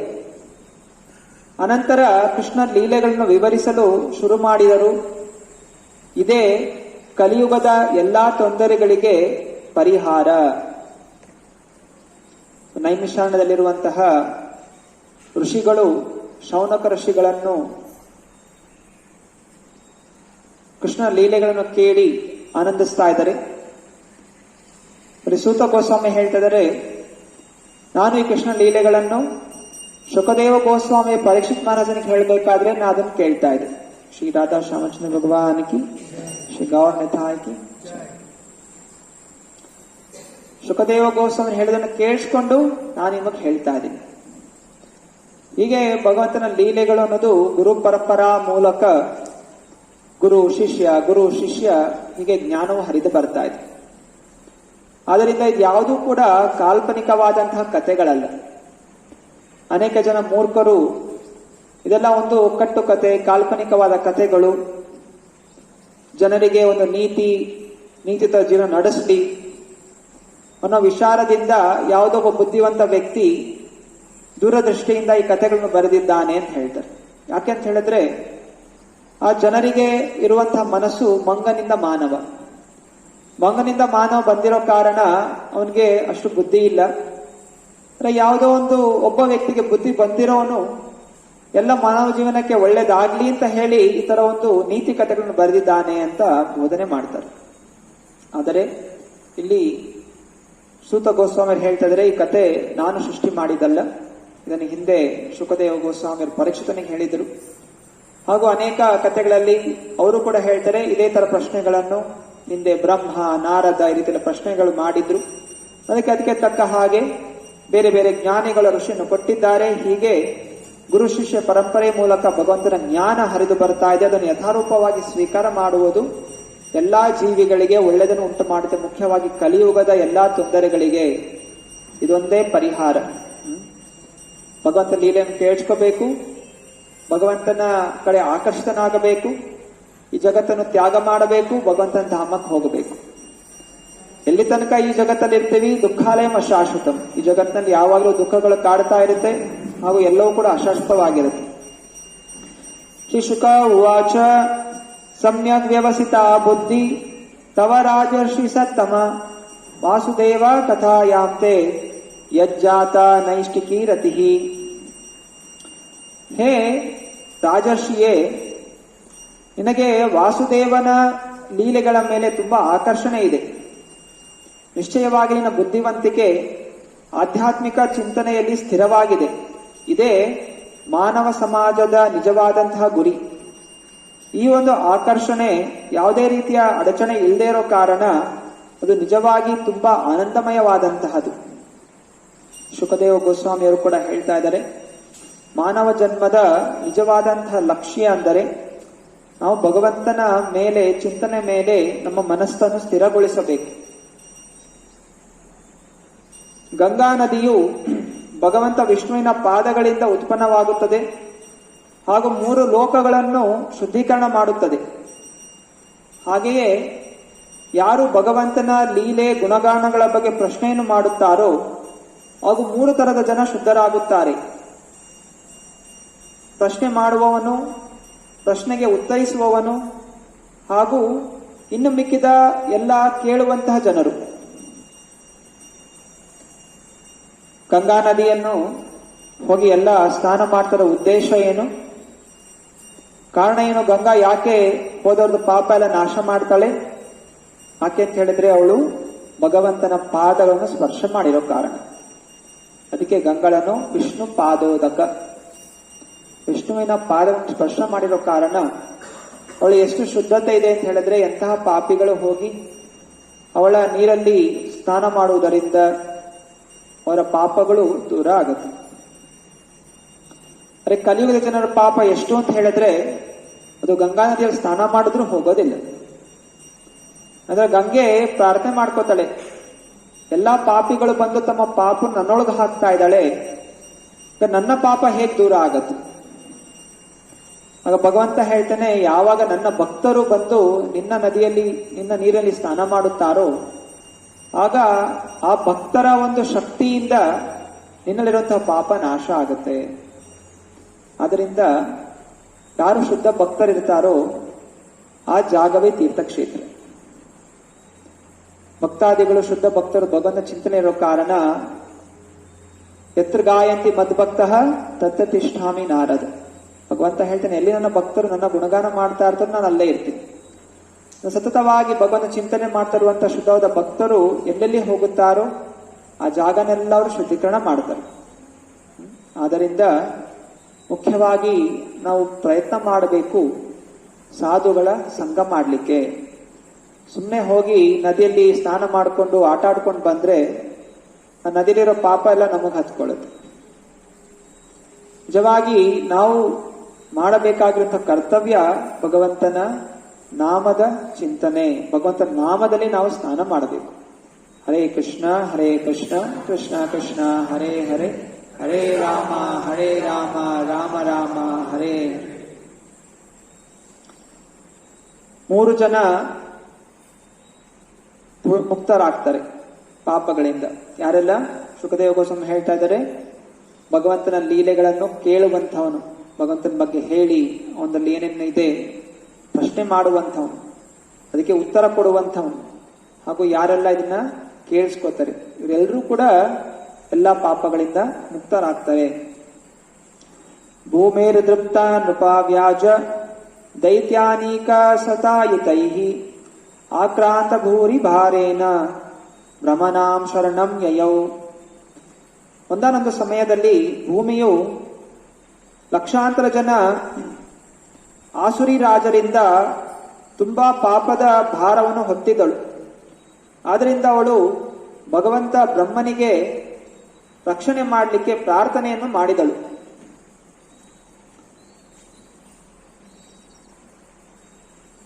ಭೂದೇವಿಯು ಆಕಳಿನ ರೂಪವನ್ನು ತಾಳಿ ಕಣ್ಣಲ್ಲಿ ನೀರಿಡುತ್ತಾ ಬ್ರಹ್ಮನ ಮುಂದೆ ಹೋಗಿ ಪ್ರಾರ್ಥನೆ ಮಾಡಿಕೊಂಡಳು ಹಾಗೂ ತನ್ನ ವ್ಯಥೆಯನ್ನು ಹೇಳಿಕೊಂಡಳು. ಅನಂತರವೂ ಭೂದೇವಿಯ ಒಂದು ತೊಂದರೆಗಳನ್ನು ಕೇಳಿ ಬ್ರಹ್ಮನು ಭೂದೇವಿಯನ್ನು ಕರ್ಕೊಂಡು ಭಗವಂತ ಶಿವನನ್ನು ಕರ್ಕೊಂಡು ಹಾಗೂ ಎಲ್ಲಾ ದೇವಾನ್ ದೇವತೆಗಳನ್ನು ಕರ್ಕೊಂಡು ಕ್ಷೀರಸಾಗರಕ್ಕೆ ಹೋದರು. ಕ್ಷೀರಸಾಗರವನ್ನು ಸಮೀಪಿಸಿ ಎಲ್ಲಾ ದೇವಾನ್ ದೇವತೆಗಳು ಭಗವಂತ ವಿಷ್ಣುವಿನ ಆರಾಧನೆ ಮಾಡಿದರು. ಭಗವಂತ ವಿಷ್ಣು ಎಲ್ಲರಿಗೂ ಪೋಷಣೆ ಕೊಡುವಂತಹವನು, ಎಲ್ಲರ ತೊಂದರೆಗಳನ್ನು ದೂರ ಮಾಡುವಂತಹವನು. ಶ್ರದ್ಧಾ ಭಕ್ತಿಯಿಂದ ಕ್ಷೀರಸಾಗರದ ಸಮೀಪದಲ್ಲಿ ವೇದ ಮಂತ್ರಗಳಿಂದ ಪುರುಷ ಸೂಕ್ತಗಳಿಂದ ಪ್ರಾರ್ಥನೆಯನ್ನು ಸಲ್ಲಿಸಿದರು. ಭೂದೇವಿ ಋತು ಮಹಾರಾಜನ ಒಂದು ಕಥೆಯಲ್ಲಿ ಹೇಳ್ತಾಳೆ, ಎಷ್ಟೇ ಜನರನ್ನು ಹೊರುವಂತ ಶಕ್ತಿ ನನಗಿದೆ. ಇವತ್ತಿನ ದಿವಸ ಯಾರು ಓವರ್ ಪಾಪ್ಯುಲೇಷನ್ ಅಂತಾರೆ, ಜನಸಂಖ್ಯೆ ಜಾಸ್ತಿ ಆಗ್ಬಿಟ್ಟಿದೆ. ಜನಸಂಖ್ಯೆ ಯಾವತ್ತೂ ಜಾಸ್ತಿ ಆಗೋದಿಲ್ಲ. ಜನಸಂಖ್ಯೆ ಆದರೂ ಕೂಡ ಭೂಮಿದೇವಿಗೆ ಏನದು ಭಾರ ಅಲ್ಲ. ಭೂದೇವಿ ಹೇಳ್ತಾಳೆ, ಯಾರು ನಿನ್ನ ಭಕ್ತಿ ಮಾಡೋದಿಲ್ಲ, ಯಾರು ವಿಷ್ಣು ಭಕ್ತಿ ಮಾಡೋದಿಲ್ಲ ಅಂತಹ ಪಾಪಿ ಒಬ್ಬನನ್ನು ತಗೊಳ್ಳಿಕ್ಕೆ ಭೂದೇವಿಗೆ ಇಷ್ಟ ಇಲ್ಲ. ಅದು ಅವಳಿಗೆ ಭಾರ. ಭಕ್ತರು ಎಷ್ಟೇ ಜನ ಆಗ್ಲಿ ಭೂದೇವಿ ಅವಳಿಗೆ ಎಲ್ಲಾ ರೀತಿಯ ಪೋಷಣಾಂಶಗಳನ್ನು ಕೊಡ್ತಾಳೆ. ಆದ್ರೆ ಯಾವಾಗ ಆಸುರಿ ಗುಣ ಜಾಸ್ತಿ ಆಗುತ್ತೆ, ಆಸುರಿ ಜನ ಜಾಸ್ತಿ ಆಗ್ತಾರೆ, ಆಗ ಭೂದೇವಿ ಅವಳನ್ನು ಯಾವುದೇ ರೀತಿ ಪಾಲನೆ ಪೋಷಣೆ ಮಾಡೋದಿಲ್ಲ. ಹೇಗೆ ತಾಯಿ ಅವಳು ಮೊದಲು ಪತ್ನಿ, ಪುರುಷನ ಹೆಂಡತಿ. ಮಕ್ಕಳು ದುಷ್ಟರಾದರೆ ಅವಳು ಮಕ್ಕಳನ್ನು ದೂರ ಸರಿಸ್ತಾಳೆ. ಹಾಗೆಯೇ ಪತಿ, ಭೂಮಿಯ ಪತಿ ಕೃಷ್ಣ, ಭೂದೇವಿಯ ಪತಿ ಕೃಷ್ಣ. ಯಾವಾಗ ಮಕ್ಕಳು ಕೃಷ್ಣನ ವಿರೋಧ ಆಗ್ತಾರೆ, ಆಸುರಿ ಗುಣ ಬೆಳೆಸ್ಕೋತಾರೆ, ಆಗ ಭೂದೇವಿ ಕೂಡ ಅಂತಹ ಮಕ್ಕಳನ್ನು ತ್ಯಾಗ ಮಾಡ್ತಾಳೆ. ಯಾರು ಭಕ್ತರಿರ್ತಾರೆ ಭೂದೇವಿ ಅವಳಿಗೆ ಎಲ್ಲಾ ರೀತಿಯ ಸೌಕರ್ಯಗಳನ್ನು ಕೊಡ್ತಾರೆ. ಆದ್ರಿಂದ ನಮಗೆ ನಿಜವಾಗಿ ಭೂದೇವಿಯ ರಕ್ಷಣೆ ಆಗಬೇಕು. ನಾವು ಈ ಜಗತ್ತಲ್ಲಿ ಇದ್ದೀವಿ, ಈ ಜಗತ್ತಲ್ಲಿರೋ ತನಕ ನಮ್ಮ ಪಾಲನೆ ಪೋಷಣೆ ಚೆನ್ನಾಗಿ ಆಗಬೇಕು ಅಂತ ಹೇಳಿದ್ರೆ ನಾವು ಮಾಡಬೇಕಾಗಿರುವಂತಹ ಕರ್ತವ್ಯ ಕೃಷ್ಣ ಭಕ್ತಿ. ಕೃಷ್ಣ ಭಕ್ತಿ ಯಾರು ಮಾಡ್ತಾರೋ ಆಗ ಎಲ್ಲರೂ ಕೂಡ ಅವರ ರಕ್ಷಣೆಯನ್ನು ಮಾಡ್ತಾರೆ. ಯಾರು ಮಾಡೋದಿಲ್ಲ ಅವರ ರಕ್ಷಣೆ ಯಾರೂ ಕೂಡ ಮಾಡೋದಿಲ್ಲ. ಈಗ ಅದರ ರಕ್ಷಣೆಗೋಸ್ಕರ ಬ್ರಹ್ಮನಿಗೂ ಕೂಡ ಆಗ್ಲಿಲ್ಲ. ಹೆಂಗೆ ರಕ್ಷಣೆ ಮಾಡೋದು ಭೂದೇವಿನ? ಶಿವಲೋಕಕ್ಕೆ ಹೋದ್ರು, ಶಿವನಿಗೂ ಆಗ್ಲಿಲ್ಲ. ಅದರಿಂದ ಎಲ್ಲಾ ದೇವಾನ್ ದೇವತೆಗಳು ಹೋಗಿ ಕ್ಷೀರಸಾಗರದಲ್ಲಿ ಹೋಗಿ ಪ್ರಾರ್ಥನೆ ಮಾಡಿಕೊಂಡು, ಈ ಭೌತಿಕ ಜಗತ್ತಿನಲ್ಲಿ ಬ್ರಹ್ಮಾಂಡದ ಒಳಗಡೆ ಎಲ್ಲಾ ದೇವಾನ್ ದೇವತೆಗಳು ಸಮೀಪಿಸುವಂತಹ ಭಗವಂತ ವಿಷ್ಣುವನ್ನು ಸಮೀಪಿಸುವಂತಹ ಒಂದು ಲೋಕ ಧ್ರುವಲೋಕ. ಧ್ರುವಲೋಕದಲ್ಲಿ ಕ್ಷೀರಸಾಗರ ಅಂತಿದೆ. ಅಲ್ಲಿ ಕ್ಷೀರೋದಕಶಾಯಿ ವಿಷ್ಣು ಇದ್ದಾರೆ. 3 ವಿಷ್ಣು ಇದ್ದಾರೆ. ಒಂದು ಮಹಾವಿಷ್ಣು, ಕಾರಣೋದಕಶಾಯಿ ವಿಷ್ಣು, ಯಾರ ಉಸಿರಾಟದಿಂದ ಅನೇಕ ಬ್ರಹ್ಮಾಂಡಗಳು ಉತ್ಪನ್ನ ಆಗುತ್ತೆ. ಆ ಬ್ರಹ್ಮಾಂಡದ ಒಳಗಡೆ ಬ್ರಹ್ಮನ ಸೃಷ್ಟಿಗೆ ಕಾರಣರಾದಂತಹ ಗರ್ಭೋದಕಶಾಯಿ ವಿಷ್ಣು, ಅವನ ಹತ್ರ ದೇವತೆಗಳು ಹೋಗ್ಲಿಕ್ಕೆ ಸಾಧ್ಯ ಇಲ್ಲ. ಕೇವಲ ಈ ಕ್ಷೀರ ಸಾಗರದಲ್ಲಿರುವಂತಹ ಕ್ಷೀರೋದಕಶಾಯಿ ವಿಷ್ಣುವನ್ನು ಮಾತ್ರ ದೇವಾನ್ ದೇವತೆಗಳು ಹೋಗಿ ಪ್ರಾರ್ಥನೆ ಸಲ್ಲಿಸ್ಲಿಕ್ಕೆ ಸಾಧ್ಯ, ಆ ಲೋಕಕ್ಕೆ ಹೋಗ್ಲಿಕ್ಕೆ ಸಾಧ್ಯ. ಆದ್ರೆ ಹೋದಾಗ ಭಗವಂತ ವಿಷ್ಣು ದರ್ಶನ ಕೊಡೋದೂ ಇಲ್ಲ. ಕೆಲವೊಮ್ಮೆ ದರ್ಶನ ಕೊಡ್ತಾನೆ, ಕೆಲವೊಮ್ಮೆ ದರ್ಶನವೂ ಸಿಗೋದಿಲ್ಲ. ಕೇವಲ ಗಿರಂ ಸಮಾಧೌ ಗಗನೆ ಸಮೀರಿತಾಂ ನಿಶಮ್ಯ ವೇದಾಸ್ತಿತಶಾನುವಾಚ ಗಾಂ ಪೌರುಷಿಂ ಮೇ ಶುಂತಾ ಮರಾಹ ಪುನರ್ ವಿಧೀಯತಾಮಾಶು ತಥೈವ ಮಾಚಿರಂ. ಧ್ಯಾನದಲ್ಲಿರಬೇಕಾದರೆ ಬ್ರಹ್ಮನಿಗೆ ಭಗವಂತ ವಿಷ್ಣುವಿನ ಮಾತುಗಳು ಆಕಾಶ ಮೂಲಕವಾಗಿ ಕೇಳಿ ಬಂತು. ಅನಂತರ ಅವರು ದೇವತೆಗಳಿಗೆ ಹೇಳಿದರು, ಹೇ ದೇವತೆಗಳೇ, ಕ್ಷೀರೋದಕಶಾಯಿ ವಿಷ್ಣುವಿನ ಆದೇಶವನ್ನು ಕೇಳಿ, ತಡೆ ಮಾಡದೆ ಅವನ ಆದೇಶವನ್ನು ಎಲ್ಲರೂ ಪಾಲನೆಯನ್ನು ಮಾಡಿ, ನಾವು ಪ್ರಾರ್ಥನೆ ಮಾಡುವುದಕ್ಕಿಂತ ಮುಂಚೆನೆ ಭಗವಂತ ತಿಳಿದಿದ್ದ ಈ ಭೂದೇವಿಯ ವ್ಯಥೆಯನ್ನು, ಆದ ಕಾರಣ ಭಗವಂತ ಈ ಭೂಭಾರವನ್ನು ನಾಶ ಮಾಡಲಿಕ್ಕೆ, ಕಡಿಮೆ ಮಾಡಲಿಕ್ಕೆ ಅವನು ಶೀಘ್ರವಾಗಿ ಅವತರಿಸುತ್ತಾನೆ. ಆದ್ದರಿಂದ ನೀವೆಲ್ಲ ದೇವಾನ್ ದೇವತೆಗಳು ನಿಮ್ಮ ನಿಮ್ಮ ಅಂಶಗಳಲ್ಲಿ ಯದು ವಂಶದಲ್ಲಿ ಅವತರಿಸಬೇಕು. ಹಾಗೂ ಎಲ್ಲಾ ದೇವತಾ ಪತ್ನಿಯರು ಅವರು ಕೂಡ ಭಗವಂತನ ಸೇವೆಗೋಸ್ಕರ ತುರಂತವಾಗಿ ಅವರ ಅಂಶದಲ್ಲಿ ಅವತರಿಸಬೇಕು. ಭಗವಂತ ಸ್ವಯಂ ಪೂರ್ಣ ರೂಪದಲ್ಲಿ ಶ್ರೀಕೃಷ್ಣನಾಗಿ ಅವತರಿಸಲಿದ್ದಾನೆ, ವಸುದೇವನ ಮಗನಾಗಿ. ಇಲ್ಲಿ ಬ್ರಹ್ಮ ಹೋದಾಗ್ಲೂ ಕೂಡ ಭಗವಂತನ ದರ್ಶನ ಅದು ಆಗ್ಲಿಲ್ಲ, ಶಿವನಿಗೂ ದರ್ಶನ ಆಗಲಿಲ್ಲ. ಅಂತ ದೇವಾನ್ ದೇವತೆಗಳಿಗೆ ದರ್ಶನ ಆಗದೇ ಇರುವಂತಹವರು ನಮಗೆ ಹೇಗೆ ದರ್ಶನ ಕೊಡ್ಲಿಕ್ಕೆ ಸಾಧ್ಯ? ಆದರೂ ಭಗವಂತ ದರ್ಶನ ಕೊಟ್ಟ. ಯಾವಾಗ ಕೊಟ್ಟ? ವೃಂದಾವನದಲ್ಲಿದ್ದಂತಹ ನಿವಾಸಿಗಳಿಗೆ. ಯಶೋದೆಗೆ ದರ್ಶನ ಕೊಟ್ಟ, ದೇವಕಿಗೆ ದರ್ಶನ ಕೊಟ್ಟ. ಯಾಕೋಸ್ಕರ? ಇವರೆಲ್ಲ ಪೂರ್ವದಲ್ಲಿ ಅಖಂಡವಾಗಿ ತಪಸ್ಸೆ ಮಾಡಿ, ಹೇ ಭಗವಂತ, ನಮಗೆ ನಿಮ್ಮ ಸೇವೆ ಮಾಡುವಂತ ಅವಕಾಶವನ್ನು ಕೊಡಿ. ಹೀಗೆ ರಾಮಾಯಣದಲ್ಲೂ ಕೂಡ ನಾನಾ ಋಷಿಗಳು ರಾಮಚಂದ್ರನ ರೂಪದ ಮೇಲೆ ಆಕರ್ಷಿತವಾಗಿ ಅವರು ಪ್ರಾರ್ಥನೆ ಮಾಡಿಕೊಂಡ್ರು, ಹೇ ರಾಮಚಂದ್ರ, ನಮ್ಮನ್ನೆಲ್ಲ ನಿಮ್ಮ ಪತ್ನಿಯರಾಗಿ ಸ್ವೀಕಾರ ಮಾಡಿ. ಅಂದ್ರೆ ಋಷಿಗಳಿಗೆ ಅಷ್ಟು ಶಕ್ತಿ ಇತ್ತು. ಯಾರು ದೇಹದ ಚಿಂತನೆಯಿಂದ ಮುಕ್ತರಾಗಿರ್ತಾರೆ ಅವರು ಭಗವಂತನ ಸೇವೆಗೋಸ್ಕರ ಯಾವ ರೂಪವನ್ನು ತಾಳಬಹುದು. ಎಲ್ಲಾ ಜೀವಿಗಳು ಪ್ರಕೃತಿ. ಈ ಜಗತ್ತಿನಲ್ಲಿ ಯಾರು ಪುರುಷ ಅಂತಿಲ್ಲ. ಪುರುಷ ಒಬ್ಬನೇ ಒಬ್ಬ ಕೃಷ್ಣ. ಕೃಷ್ಣ ಒಬ್ಬನೇ ಪುರುಷ, ಮಿಕ್ಕಿದೆಲ್ಲವೂ ಕೂಡ ಪ್ರಕೃತಿ. ಪ್ರಕೃತಿಯ ಗುಣ ಏನು? ಪುರುಷನ ಸೇವೆಯಲ್ಲಿ ತೊಡಗುವಂತಹದ್ದು. ಅಂದ್ರೆ ಎಲ್ಲಾ ಋಷಿಗಳು ಪ್ರಾರ್ಥನೆ ಮಾಡಿದಾಗ ರಾಮಚಂದ್ರ ಅಂದ, ಈ ಒಂದು ಅವತಾರದಲ್ಲಿ ನಾನು ಏಕಪತ್ನಿ ವ್ರತವನ್ನು ಪಾಲನೆ ಮಾಡ್ತಾ ಇದ್ದೀನಿ. ಅದರಿಂದ ಮುಂದಿನ ಅವತಾರ ನಾನು ಪೂರ್ಣ ರೂಪದಲ್ಲಿ ಬರ್ತೀನಿ. ರಾಮಚಂದ್ರ ಪುರುಷೋತ್ತಮ, ಅರೆ ಕೃಷ್ಣ ಪೂರ್ಣ ಪುರುಷೋತ್ತಮ. ರಾಮಚಂದ್ರ ಮರ್ಯಾದ ಪುರುಷೋತ್ತಮ. ಹೇಗೆ ಆದರ್ಶ ರಾಜ, ಹೇಗೆ ಅವನು ಪಾಲನೆ ಮಾಡಬೇಕು, ರಾಜ್ಯದ ರಾಜ ಹೇಗಿರಬೇಕು ಅಂತ ತೋರಿಸ್ಕೊಳ್ಳಿಕ್ ಬಂದ. ಅರೆ ಕೃಷ್ಣ ಬಂದಾಗ ಅವನು ತಾನೇ ಭಗವಂತ ಅಂತ ತೋರಿಸ್ಕೊಂಡ. ಭಗವಂತ ಎಲ್ಲಾ ಜೀವಿಗಳನ್ನು, ಅಖಂಡವಾದಂತಹ ಜೀವಿಗಳನ್ನು ಪಾಲನೆ ಪೋಷಣೆ ಮಾಡುವಂತಹ ಶಕ್ತಿ ಭಗವಂತನಿಗಿದೆ. ಅದರಿಂದ ಪೂರ್ಣವಾಗಿ ತನ್ನ ಶಕ್ತಿಯ ಪ್ರದರ್ಶನ ಆಗತ್ತೆ ಕೃಷ್ಣನ ರೂಪದಲ್ಲಿ. ಅದರಿಂದ ಇಲ್ಲಿ ವಸುದೇವ ಗೃಹೇ ಸಾಕ್ಷಾತ್ ಸ್ವಯಂ ಭಗವಂತ ಪೂರ್ಣ ರೂಪದಲ್ಲಿ ಅವತರಿಸ್ತಾ ಇದ್ದಾನೆ. ಆದ್ರಿಂದ ನೀವೆಲ್ಲರೂ ಕೂಡ ಆ ಭಗವಂತನ ಸೇವೆಗೋಸ್ಕರ ಅವನ ಲೀಲೆಯನ್ನು ಪೂರ್ಣಗೊಳಿಸ್ಲಿಕ್ಕೋಸ್ಕರ ಸಹಾಯ ಮಾಡ್ಲಿಕ್ಕೋಸ್ಕರ ತಾವೆಲ್ಲ ಅವತರಿಸಬೇಕು. ಭಗವಂತ ಅವತರಿಸಿದಾಗ ಯಾರ್ಯಾರೋ ಸಂಘದಲ್ಲಿ ಅವನು ಬರೋದಿಲ್ಲ. ಹೇಗೆ ಈಗ ಪ್ರೆಸಿಡೆಂಟ್ ಇಲ್ಲಿ ಬಂದಾಗ ಅವನೆಲ್ಲ ಸೈನ್ಯನೇ ಬಂದ್ಬಿಡುತ್ತೆ. ಅನೇಕ CBI ಆಫೀಸರ್ಸ್ ಇರ್ತಾರೆ, ಸೆಕ್ಯೂರಿಟಿ ಇರುತ್ತೆ, ಅವನಿರುವಂತಹ ಜಾಗ ತುಂಬಾ ಅದ್ಧೂರಿಯಾಗಿ ಎಲ್ಲ ಕೂಡ ಸುಸಜ್ಜತೆಗೊಳ್ಳುತ್ತೆ. ಹಾಗೆ ಭಗವಂತ ಅವತರಿಸಿದಾಗ ಯಾರ್ಯಾರೋ ಸಂಘದಲ್ಲಿ ಅವನು ಬರೋದಿಲ್ಲ. ಯಾರೋ ಶುದ್ಧ ಭಕ್ತರಿರ್ತಾರೆ, ಕೆಲವು ದೇವತೆಗಳ ಅವತಾರ ಇರುತ್ತೆ, ಕೆಲವು ಋಷಿ ಮುನಿಗಳು ಪೂರ್ವಜರ ಕರ್ಮದಲ್ಲಿ ಪ್ರಾರ್ಥನೆ ಮಾಡಿ ಶುದ್ಧರಾದವರು ಬಂದಿರ್ತಾರೆ. ಹಾಗೂ ಯಾವುದೆಲ್ಲ ಜೀವಾತ್ಮ ಎಲ್ಲ ಭೌತಿಕ ಕಲ್ಮಶದಿಂದ ಮುಕ್ತವಾಗಿದೆ, ವೈಕುಂಠ ಲೋಕಕ್ಕೆ ಹೋಗ್ಲಿಕ್ಕೆ ತಯಾರಿದೆ, ಅವರು ಕೂಡ ಆ ಲೀಲೆಯಲ್ಲಿ ಪಾಲ್ಗೊಳ್ತಾರೆ. ಇನ್ನು ಕೆಲವರು ವೈಕುಂಠ ಲೋಕದಿಂದ ಭಗವಂತನ ಜೊತೆ ಬರುತ್ತಾರೆ. ಶ್ರೀಮತಿ ರಾಧಾರಾಣಿ ಹಾಗೂ ಅನೇಕ ಗೋಪಾಲ ಬಾಲಕರು, ಗೋಪಿಕಾ ಸ್ತ್ರೀಯರು. ಸೊ ಅವರು ಕೆಲವರು ವೈಕುಂಠ ಲೋಕದಿಂದ ಬರ್ತಾರೆ. ಆ ವೈಕುಂಠ ಲೋಕದಿಂದ ಬಂದಂತಹ ಭಕ್ತರ ಸಂಘದಲ್ಲಿ ಯಾವುದೆಲ್ಲ ಶುದ್ಧವಾದ ಬದ್ಧ ಜೀವಿಗಳು ಬಂದಿದ್ದಾರೆ, ಅವರನ್ನು ನೋಡಿ ಅವರಿಂದ ತರಬೇತಿ ಪಡ್ಕೊಂಡು ಮತ್ತೆ ಅವರು ವೈಕುಂಠ ಲೋಕಕ್ಕೆ ಹೋಗ್ತಾರೆ. ಇದು ಜೀವಾತ್ಮ ವಾಪಸ್ ಹೋಗುವಂತಹ ಮಾರ್ಗ. ಶ್ರದ್ಧೆ ಭಕ್ತಿಯ ಹಂತಗಳು ನೋಡಿದ್ದೀವಿ, ಕೇಳಿದ್ದೀವಿ. ಶ್ರದ್ಧಾ, ಸಾಧು ಸಂಘ, ಭಜನ ಕ್ರಿಯಾ, ಅನರ್ಥ ನಿವೃತ್ತಿ, ಅನಂತರ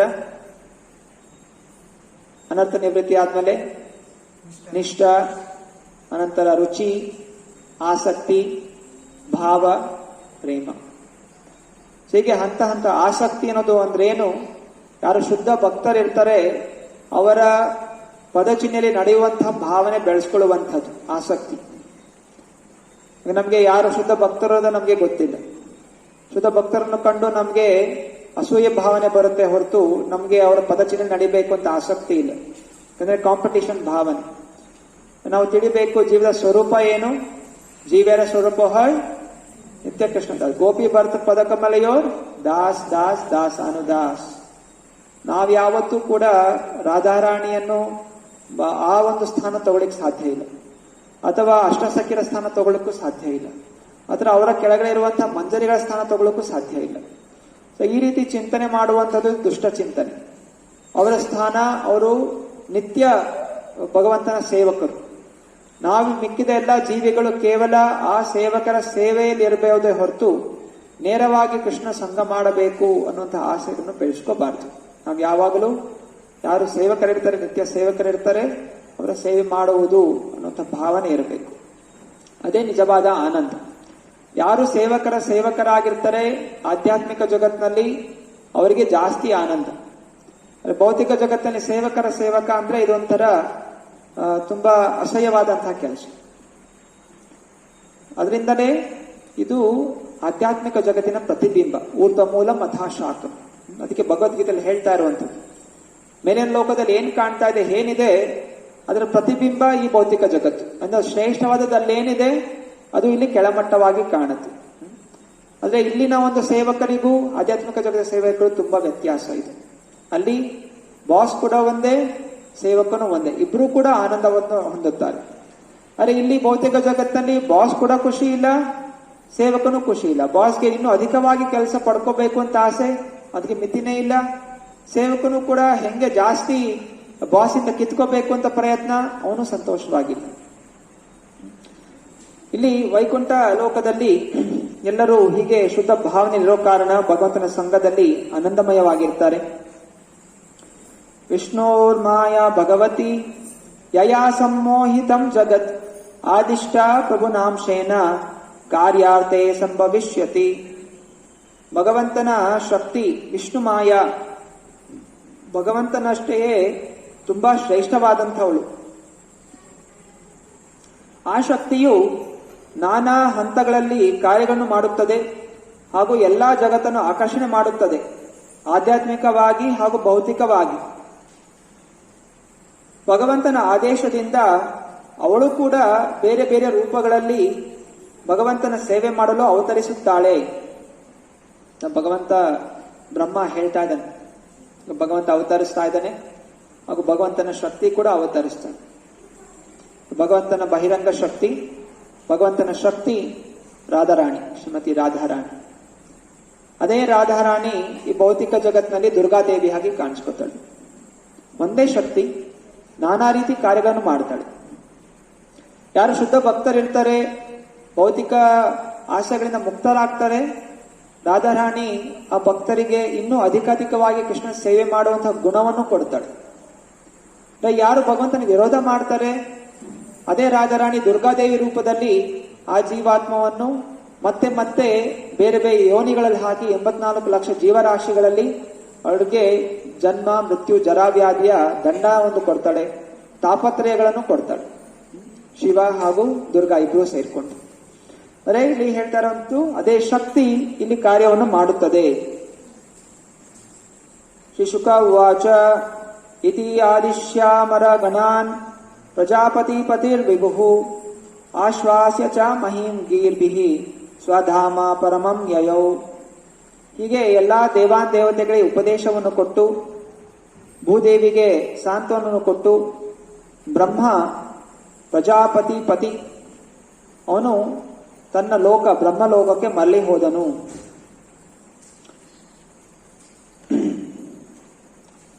ಬ್ರಹ್ಮ ಎಲ್ಲ ದೇವಾನ್ ದೇವತೆಗಳಿಗೆ ಹೇಳಿದ, ಈ ರೀತಿ ಭಗವಂತ ಅವತರಿಸ್ತಾನೆ, ನೀವೆಲ್ಲವೂ ಹೋಗಿ ಮುಂಚೆನೆ ಅವತಾರವಾಗಿರಬೇಕು. ಸೊ ಯದುಕುಲದವರೆಲ್ಲ ಕೂಡ ಯದುಕುಲ ವಂಶ ಅಥವಾ ವೃಂದಾದಂತಹ ನಿವಾಸಿಗಳು, ಅವ್ರು ಯಾರು ಕೂಡ ಸಾಧಾರಣ ವ್ಯಕ್ತಿಗಳಲ್ಲ. ಅನೇಕ ಜನ ಋಷಿಗಳು, ತಪಸ್ವಿಗಳು, ದೇವಾನ್ ದೇವತೆಗಳ ಅಂಶಗಳು ಹಾಗೂ ಅವರ ಪತ್ನಿಯರ ಅಂಶಗಳು, ಅವರೆಲ್ಲರೂ ಕೂಡ ಭಗವಂತನ ಸೇವೆಗೋಸ್ಕರ ಅವತರಿಸಿದರು. ಆದ್ದರಿಂದಲೇ ಈ ಭೂಲೋಕ ಎಲ್ಲರಿಗೂ ಆಕರ್ಷಣೆ ಮಾಡುತ್ತೆ. ಎಲ್ಲಾ ಲೋಕಗಳಲ್ಲಿ ಶ್ರೇಷ್ಠವಾದಂಥದ್ದು ಭೂಲೋಕ. ಯಾಕಂದ್ರೆ ಇಲ್ಲಿ ಭಗವಂತ ಕೃಷ್ಣ ಅವತರಿಸ್ತಾನೆ ಹಾಗೂ ಎಲ್ಲಾ ಜೀವಾತ್ಮರಿಗೆ ಅವನನ್ನು ಸೇವೆ ಮಾಡುವಂತ ಅವಕಾಶ ಸಿಗುತ್ತೆ. ಸೊ ಬ್ರಹ್ಮನಿಗೆ ದೇವಾನ್ ದೇವತೆಗೆ ಕ್ಷೀರೋದಕ ಶಾಹಿ ಸಾಗರಕ್ಕೆ ಹೋದ್ರೂ ದರ್ಶನ ಸಿಗ್ಲಿಲ್ಲ. ಆದರೆ ಇಲ್ಲಿ ಅವತರಿಸಿದಾಗ ಅವರಿಗೆಲ್ಲ ದರ್ಶನ ಅನ್ನೋದು ಪ್ರಾಪ್ತಿ ಆಯಿತು. ಆದ ಕಾರಣ ಎಲ್ಲರೂ ಇಚ್ಛೆ ಪಡ್ತಾರೆ, ದೇವಾನ್ ದೇವತೆಗಳು ಇಚ್ಛೆ ಪಡ್ತಾರೆ, ಭೂಲೋಕದಲ್ಲಿ ಅವತರಿಸಬೇಕು, ಮನುಷ್ಯರಾಗಿ ಹುಟ್ಟಬೇಕು. ಮನುಷ್ಯರಲ್ಲಿ ನಾವು ಭಗವಂತನ ಚಿಂತನೆ ಮಾಡಿದಾಗ, ಭಗವಂತನ ಭಕ್ತಿ ಮಾಡಿದಾಗ ನಾವು ಮರಳಿ ಭಗವಂತನ ಧಾಮಕ್ಕೆ ಹೋಗ್ಬೋದು. ಭೂಲೋಕದಲ್ಲಿ ಆಯಸ್ಸು ಕಡಿಮೆ, ಬೇರೆ ಬೇರೆ ಲೋಕಗಳಲ್ಲಿ ಆಯಸ್ಸು ಜಾಸ್ತಿ. ಅಷ್ಟು ಆಯಸ್ಸು ಅವ್ರು ಕಾಯ್ಬೇಕು. ಮತ್ತೆ ಆಯಸ್ಸು ಮುಗಿದ ಮೇಲೆ, ಅವ್ರಿಗೆ ಗೊತ್ತಿದೆ ಆ ಪುಣ್ಯ ಆದ್ಮೇಲೆ ಮತ್ತೆ ಪುನಃ ಈ ಭೂಲೋಕಕ್ಕೆ ಬರ್ತಾರೆ. ತಿರ್ಗಾ ಎಷ್ಟೋ ಜನ್ಮಗಳು ತಾಳಬೇಕಾಗತ್ತೆ. ಆದ್ರಿಂದ ಯಾವಾಗ ಕೃಷ್ಣ ಅವತರಿಸಿದ್ದಾನೆ ಆ ಸಮಯದಲ್ಲಿ ಯಾರೆಲ್ಲ ಅವತರಿಸಿದವರೆಲ್ಲ ಪುಣ್ಯವಂತರು. ಅದರಿಂದ ನಾವು ಕೂಡ ತುಂಬಾ ಪುಣ್ಯವಂತರು. ಯಾಕಂದ್ರೆ ಭಗವಂತ ಅವತರಿಸಿದಂತಹ ದಿವ್ಯ ಯುಗದಲ್ಲೇ ನಾವು ಕೂಡ ಹುಟ್ಟಿದ್ದೇವೆ. ಭಗವಂತ ಬ್ರಹ್ಮನ ಒಂದು ದಿವಸದಲ್ಲಿ ಒಮ್ಮೆ ಮಾತ್ರ ಬರ್ತಾನೆ. ಒಂದು ದಿವಸದಲ್ಲಿ ಬ್ರಹ್ಮನ ಒಂದು ದಿವಸದಲ್ಲಿ 1000 ದಿವ್ಯ ಯುಗಗಳು. ಒಂದು ದಿವ್ಯ ಯುಗ ಅಂತ ಹೇಳಿದ್ರೆ ಸತ್ಯಯುಗ, ತ್ರೇತಾಯುಗ, ದ್ವಾಪರ ಯುಗ, ಕಲಿಯುಗ. ಕಲಿಯುಗದ ಒಂದು ಆಯಸ್ಸು 4,32,000 ವರ್ಷ. ಅದರ ಡಬಲ್ 2 ಪಟ್ಟು ದ್ವಾಪರ ಯುಗ ಎಷ್ಟಾಯ್ತು? 8 ಲಕ್ಷ. ಅದರ 3 ಪಟ್ಟು ತ್ರೇತಾಯುಗ 12 ಲಕ್ಷ. ಅದರ 4 ಪಟ್ಟು ಕಲಿಯುಗದ 4 ಪಟ್ಟು ಸತ್ಯಯುಗ 16 ಲಕ್ಷ ವರ್ಷ. ಎಷ್ಟಾಯ್ತು?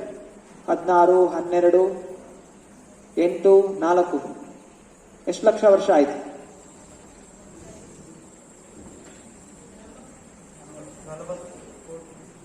40 ಲಕ್ಷ, 40 ಇಂದ 45 ಲಕ್ಷ ವರ್ಷಗಳಾಗತ್ತೆ. ಈ ರೀತಿ 1000 ಲಕ್ಷ ವರ್ಷ, 45 ಲಕ್ಷ ಇಂಟು 1000. ಅಷ್ಟು ಸಮಯದಲ್ಲಿ ಒಮ್ಮೆ ಮಾತ್ರ ಕೃಷ್ಣ ಅವತರಿಸ್ತಾನೆ. ಸಾಮಾನ್ಯವಾಗಿ ದಿವ್ಯಯುಗಗಳ ಒಂದು ಆರ್ಡರ್ ಇರುತ್ತೆ: ಸತ್ಯಯುಗ, ದ್ವಾಪರ ಯುಗ, ತ್ರೇತಾಯುಗ, ಕಲಿಯುಗ. ಸತ್ಯ, ದ್ವಾಪರ, ತ್ರೇತಾ, ಕಲಿ. ಯಾವಾಗ ಕೃಷ್ಣ ಅವತರಿಸ್ತಾನೆ ಆವಾಗ ಮೊದಲು ತ್ರೇತಾ ಬರುತ್ತೆ, ಅನಂತರ ದ್ವಾಪರ ಬರುತ್ತೆ. ಸತ್ಯ, ತ್ರೇತ, ದ್ವಾಪರ, ಕಲಿ. ಇದು ಯಾವಾಗ ಕೃಷ್ಣ ಅವತರಿಸ್ತಾನೆ ಆವಾಗ ಒಂದು ಯುಗ ಹಿಂದೆ ಮುಂದೆ ಆಗುತ್ತೆ. ಇದು ಬ್ರಹ್ಮನ ಒಂದು ದಿವಸದಲ್ಲಿ ಮಾತ್ರ ಈ ರೀತಿ ಒಂದು ಲೀಲೆ ಆಗುತ್ತೆ. ಆಗ ಕೃಷ್ಣ ಅವತರಿಸ್ತಾನೆ. ಪ್ರತಿ ದಿವ್ಯ ಯುಗದಲ್ಲಿ ಕೃಷ್ಣ ಬರೋದಿಲ್ಲ, ಬ್ರಹ್ಮನ ಒಂದು ದಿವಸದಲ್ಲಿ ಮಾತ್ರ ಬರ್ತಾನೆ. ಇದೆಲ್ಲವೂ ಕೂಡ ಶಾಸ್ತ್ರದಲ್ಲಿ ವಿವರಣೆ ಇದೆ. ಆದ್ದರಿಂದ ಅಂತಹ ಒಂದು ದಿವ್ಯ ಯುಗದಲ್ಲಿ ನಾವೆಲ್ಲ ಹುಟ್ಟಿದ್ದೇವೆ. ಪೂರ್ವ ಕರ್ಮದಿಂದ, ಅನೇಕ ಭಕ್ತರ ಸಂಘದಿಂದ ನಮಗೆ ಒಂದು ಅವಕಾಶ ಸಿಕ್ಕಿದೆ. ಆದ್ದರಿಂದ ಯಾವಾಗ ಕೃಷ್ಣ ಅವತರಿಸ್ತಾನೆ, ಕೃಷ್ಣ ಅವತರಿಸಿದ ಮೇಲೆ ಮಾತ್ರ ಚೈತನ್ಯ ಮಹಾಪ್ರಭು ಬರೋದು. ಚೈತನ್ಯ ಮಹಾಪ್ರಭುಗಳು ಕೂಡ ಎಲ್ಲ ಯುಗದಲ್ಲಿ ಬರೋದಿಲ್ಲ.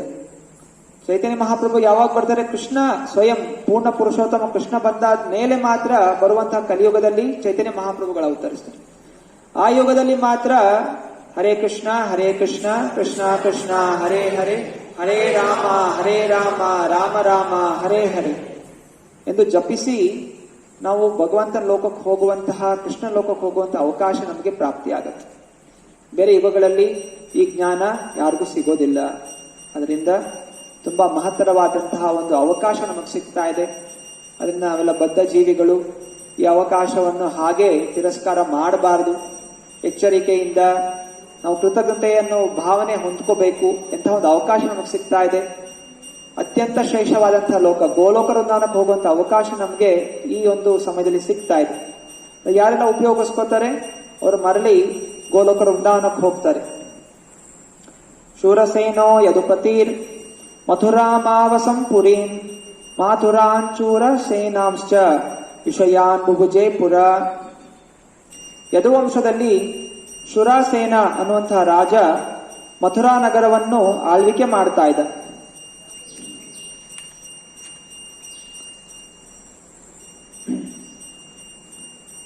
ಯದುವಂಶದ ಒಂದು ರಾಜಧಾನಿ ಮಥುರಾ ಆಗಿತ್ತು. ಆ ಮಥುರಾ ನಗರಿಯಲ್ಲೇ ಭಗವಂತ ಕೃಷ್ಣನು ಅವತರಿಸುತ್ತಾನೆ ಹಾಗೂ ಶಾಶ್ವತವಾಗಿ ಇರುತ್ತಾನೆ. ಮಥುರಾ ಅನ್ನುವಂತಹ ಊರು ಅದು ಭೌತಿಕವಾದಂತಹ ಊರಲ್ಲ. ಅದು ಭಗವಂತ ಬಂದಾಗ ಭಗವಂತನ ಸ್ವಯಂ ರೂಪವಾದಂತಹ ಬಲರಾಮ, ಭಗವಂತನ ಒಂದು ವಿಸ್ತರಣೆ, ಭಗವಂತನ ಸೇವೆಗೋಸ್ಕರ ಭಗವಂತನೇ ಬಲರಾಮನಾಗಿ ವಿಸ್ತರಣೆಗೊಳ್ಳುತ್ತಾನೆ. ಆ ಬಲರಾಮ ಭಗವಂತ ಇಲ್ಲಿ ಅವತರಿಸಬೇಕಾದ್ರೆ ವೈಕುಂಠ ಲೋಕದಲ್ಲಿ ಯಾವ ರೀತಿ ವ್ಯವಸ್ಥೆಗಳಿದೆ ಅದೇ ಒಂದು ವ್ಯವಸ್ಥೆಗಳನ್ನು ಈ ಭೂಲೋಕದಲ್ಲಿ ಮಾಡ್ತಾನೆ. ಅದರ ಒಂದು ಅಂಶಗಳನ್ನು ವೈಕುಂಠ ಲೋಕದಿಂದ ಗೋಲೋಕ ವೃಂದಾವನದಿಂದ ಏನೆಲ್ಲ ಅಂಶಗಳಿದೆ ಆ ಎಲ್ಲ ಶಕ್ತಿಗಳನ್ನು ಈ ಭೂಲೋಕಕ್ಕೆ ಕರೆ ತರ್ತಾನೆ. ಆದ್ದರಿಂದ ಈ ಮಥುರಾ ಅನ್ನುವಂತಹ ಮಂಡಲ, ಮಥುರಾ ಮಂಡಲ, ನವದ್ವೀಪ್ ಮಂಡಲ ಇದೆಲ್ಲ ಭೌತಿಕವಾದಂತಹ ಜಾಗ ಅಲ್ಲ. ಭೂಲೋಕದಲ್ಲೇ ನಾವು ಕಾಣಿಸ್ತಾ ಇರ್ಬೋದು, ಆದ್ರೆ ಅದು ಭೂಲೋಕದ ಹಾಗೆ ಕಾಮ ಅಥವಾ ಏನಂತಾರೆ ಕಲ್ಮಶಗಳಿಂದ ಕೂಡಿದಲ್ಲ. ನಮ್ಮ ಕಣ್ಣುಗಳಿಗೆ ಅದು ಕಾಣದೇ ಇರಬಹುದು, ಆದ್ರೆ ಅಲ್ಲಿ ದಿವ್ಯವಾದಂತಹ ಲೀಲೆಗಳು ಸದಾ ನಡೆಯುತ್ತಿರುತ್ತೆ. ಅದರಿಂದ ಧಾಮ ಅಪರಾಧಗಳಲ್ಲಿ ಹೇಳಲಾಗಿದೆ, ಯಾವತ್ತೂ ಕೂಡ ನಾವೊಂದು ಧಾಮವನ್ನು ಸಾಧಾರಣವಾದಂತಹ ಬೇರೆ ಜಾಗಗಳಿಗೆ ಸಮಾನ ಎಂದು ಯಾವತ್ತೂ ತಿಳಿಯಬಾರದು. ಆದ್ರೆ ನಾವು ಯಾವಾಗಲೂ ಧಾಮಕ್ಕೆ ಹೋಗಬೇಕಾದ್ರೆ ಭಕ್ತರ ಸಂಘದಲ್ಲಿ ಹೋಗಬೇಕು, ಅತ್ಯಂತ ಎಚ್ಚರಿಕೆಯಿಂದ ಇರಬೇಕು. ಧಾಮದಲ್ಲಿ ಒಂದು ಒಂದು ತೀರ್ಥಕ್ಷೇತ್ರಕ್ಕೆ ಹೋದಾಗ ನಾವು ಒಳ್ಳೆಯ ಕಾರ್ಯಗಳನ್ನು ಮಾಡಿದಾಗ, ಭಗವಂತನ ಭಕ್ತಿಯನ್ನು ಮಾಡಿದಾಗ ಅದು ಕೋಟ್ಯಾಂತರ ಅಂಶದಲ್ಲಿ ನಮಗೆ ಫಲವನ್ನು ಕೊಡುತ್ತೆ. ಅದರಿಂದ ಅಲ್ಲಿ ನಾವು ಏನಾದರೂ ಪಾಪಗಳು ಮಾಡಿದ್ರೆ, ಅಪರಾಧಗಳನ್ನು ಮಾಡಿದ್ರೆ ಅದು ನಮ್ಮನ್ನು ಕೋಟ್ಯಾಂತರ ಜನ್ಮಗಳು ಇಲ್ಲೇ ಬಂಧಿತವಾಗಿ ಮಾಡುತ್ತೆ. ಆದ್ದರಿಂದ ತೀರ್ಥಕ್ಷೇತ್ರ ಹೋಗೋದು ಅದು ಯಾರಿಂದನೂ ಅಷ್ಟು ಸುಲಭವಾದದ್ದಲ್ಲ. ಮತ್ತೆ ಹೋದಾಗಲೂ ಕೂಡ ನಾವು ಎಚ್ಚರಿಕೆಯಿಂದ ಇರಬೇಕು. ಅದನ್ನು ಯಾವುದೋ ಒಂದು ಸಾಧಾರಣ ಜಾಗವನ್ನು ತಿಳಿದು ನಾವು ಭೌತಿಕವಾದಂತಹ ವಿಷಯಗಳಲ್ಲಿ ತೊಡಗಿದ್ರೆ ಅದು ನಮ್ಮ ಬಂಧನಕ್ಕೆ ಕಾರಣವಾಗುತ್ತೆ. ತಸ್ಯಾಂ ತು ಕರ್ಹಿ ಚೌರಿರ್ ವಸುದೇವ ಕೃತೋದ್ವಹ ದೇವಕ್ಯಾ ಸೂರ್ಯಯ ಸಾರ್ಧಂ ಪ್ರಯಾಣೇ ರಥಮಾರುಹತ್. ವಸುದೇವ ದೇವತೆಗಳ ಪರಿವಾರಕ್ಕೆ ಸೇರಿದವನು ದೇವಕಿಯನ್ನು ವಿವಾಹನಾದ. ವಿವಾಹದ ನಂತರ ಅವರು ರಥವನ್ನು ಏರಿ ತಮ್ಮ ಮನೆಗೆ ಹಿಂದಿರುಗುತ್ತಿದ್ದರು. ಉಗ್ರಸೇನ ಸುತಾ ಕಂಸಃ ಸ್ವಸುಹು ಪ್ರಿಯ ಚಿಕೀರ್ಷಯ ರಶ್ಮೀನ್ಯಹಯಾನಾಂ ಜಗ್ರಾಹ ರೌಕ್ಮಾಯರಥ ಶತೈರ್ವತಃ.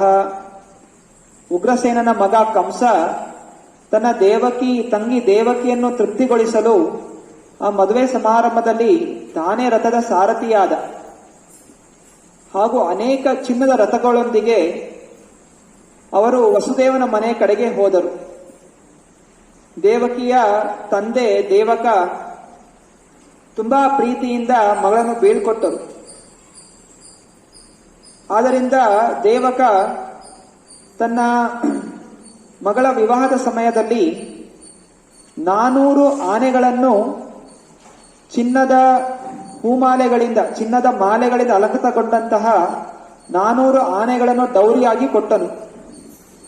ಹಾಗೂ 10,000 ಕುದುರೆಗಳು, 1800 ರಥಗಳು ಹಾಗೂ 200 ಸುಂದರವಾದಂತಹ ಸೇವಕಿಯರನ್ನು ಎಲ್ಲ ವಜ್ರ ವೈಡೂರ್ಯಗಳಿಂದ ಅಲಂಕೃತಗೊಳಿಸಿ ಕೊಟ್ಟನು. ಈ ಡೌರಿ ಅನ್ನುವಂತಹದ್ದು ತಂದೆ ತನ್ನ ಮಗಳಿಗೆ ಪ್ರೀತಿಯಿಂದ ಕೊಡುವಂತಹ ಒಂದು ಉಡುಗೊರೆ. ಇದು ಪೂರ್ವಕಾಲದಿಂದಲೂ ನಡೀತಾ ಬರ್ತಾ ಇದೆ. ಎಲ್ಲರೂ ಕೂಡ ಅವರವರ ಶಕ್ತಿ ಅನುಸಾರ ತಂದೆ ತಾಯಿರು ತನ್ನ ಮಗಳು ವಿವಾಹ ಆದಾಗ ಮಗಳಿಗೋಸ್ಕರ ಉಡುಗೊರೆಯಾಗಿ ತಮ್ಮ ಶಕ್ತಿಯಾನುಸಾರ ಏನನ್ನು ಕೊಡ್ತಾ ಇದ್ರು. ಎಲ್ಲರೂ ಅದು ಕೊಡಬೇಕು ಅಂತಿಲ್ಲ. ಕ್ಷತ್ರಿಯರು ಈ ರೀತಿ ದೊಡ್ಡ ದೊಡ್ಡ ಸೈನ್ಯವನ್ನು, ದೊಡ್ಡ ದೊಡ್ಡ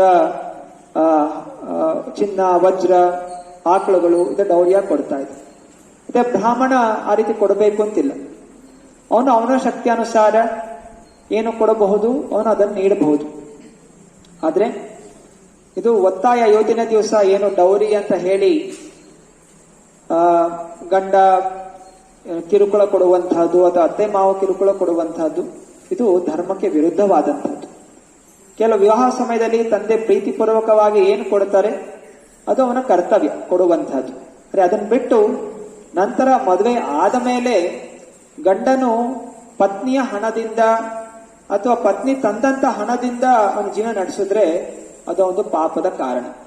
ಅವನಿಗೆ ಪಾಪ ಅನ್ನೋದು ಹತ್ಕೊಳ್ಳುತ್ತೆ. ಆದ್ರಿಂದ ಪುರುಷನು ಯಾವತ್ತು ಸ್ತ್ರೀ ಪಡೆದಂತಹ ಹಣದಿಂದ ಜೀವನ ನಡೆಸಬಾರದು.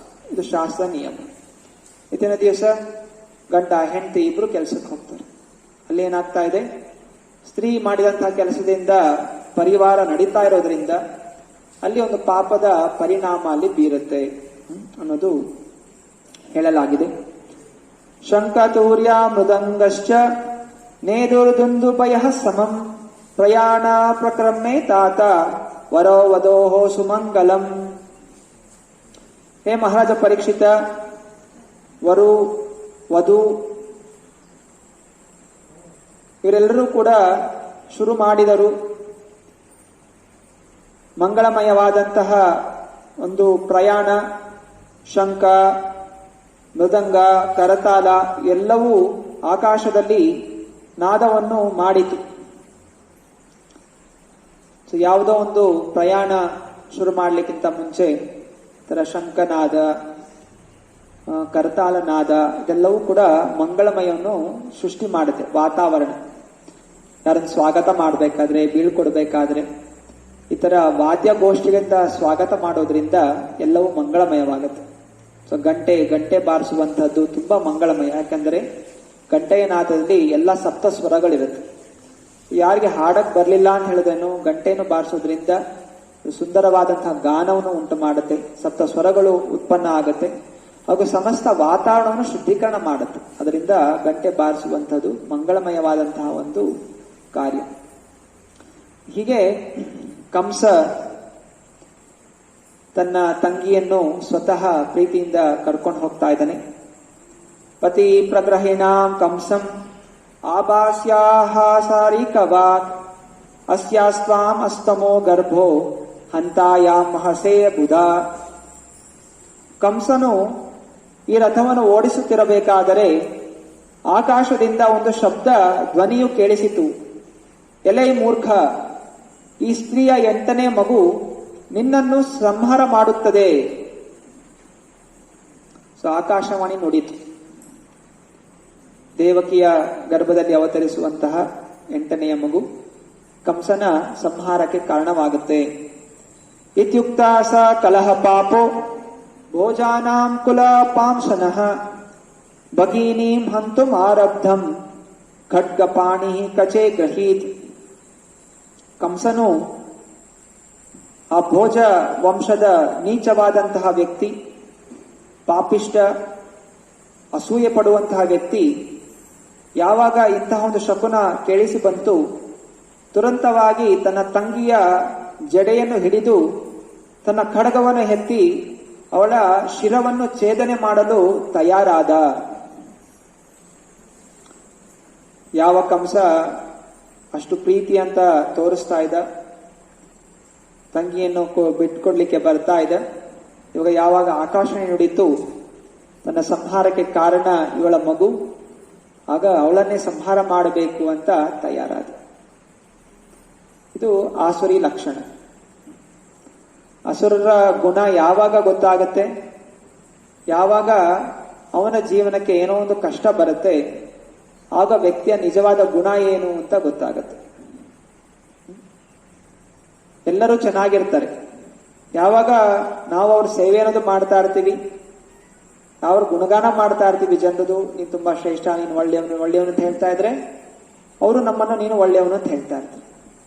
ಯಾವಾಗ ನಾವು ಇನ್ನೊಬ್ಬರಿಗೆ ನಿನ್ನಲ್ಲಿ ಏನೋ ತಪ್ಪಿದೆ ಅಂತ ಯಾವಾಗ ದೋಷ ನಾವು ಹೇಳ್ತೀವಿ, ಆಗ ನಾವೇನಾಗ್ತೀವಿ, ವ್ಯಕ್ತಿಗೆ ಶತ್ರುಗಳಾಗ್ಬಿಡ್ತೀವಿ. ಇದು ಭೌತಿಕ ಜಗತ್ತಿನ ಗುಣ. ಇಲ್ಲಿ ತನಕ ನೀನು ನನ್ನ ಬೆನ್ನು ಕರೀತಾ ಇರ್ತೀಯ, ನಾನು ನಿನ್ನ ಬೆನ್ನು ಕರಿತೀನಿ. ನೀನು ನನಗೇನಾದ್ರೂ ದ್ರೋಹ ಮಾಡಿದ್ರೆ ನಾನು ನಿನ್ನ ದ್ರೋಹ ಮಾಡ್ತೀನಿ. ಇದು ಭೌತಿಕ ಜಗತ್ತಿನ ಗುಣ. ಅದು ಪತಿ ಪತ್ನಿ ಇರಲಿ, ಮಕ್ಕಳಿರಲಿ, ಸಂಸಾರ ಇರಲಿ, ದೇಶ ಇರಲಿ, ಸಮಾಜ ಇರಲಿ, ಎಲ್ಲರೂ ಕೂಡ ಈ ಭೌತಿಕ ಜಗತ್ತಿನಲ್ಲಿ ಹೀಗೆ ಒಬ್ರೊಬ್ಬರನ್ನ ಬೆನ್ನು ಕೆರೆಯೋದ್ರಲ್ಲಿ ನಿರತರಾಗಿದ್ದಾರೆ. ಇಲ್ಲಿ ಕಂಸ ಕೂಡ ಎಲ್ಲ ಚೆನ್ನಾಗಿತ್ತು. ಯಾವಾಗ ಗೊತ್ತಾಯಿತು ನನ್ನ ಪ್ರಾಣಕ್ಕೆ ಇಲ್ಲಿ ಹಾನಿ ಉಂಟಾಗ್ತಾ ಇದೆ, ತುರಂತವಾಗಿ ಆ ಸ್ತ್ರೀ ಅನ್ನೋದು ಮರ್ತೋದ, ನನ್ನ ತಂಗಿ ಅನ್ನೋದು ಮರ್ತೋದ, ತುರಂತವಾಗಿ ಅವಳ ಶಿರವನ್ನು ಛೇದನೆ ಮಾಡಲಿಕ್ಕೆ ಮುಂದಾದ. ಇಲ್ಲಿ ಕಂಸನನ್ನು ತುಂಬಾ ದ್ವೇಷಿ, ಪಾಪಿಷ್ಟ ಎಂದು ಇಲ್ಲಿ ಹೇಳಲಾಗಿದೆ.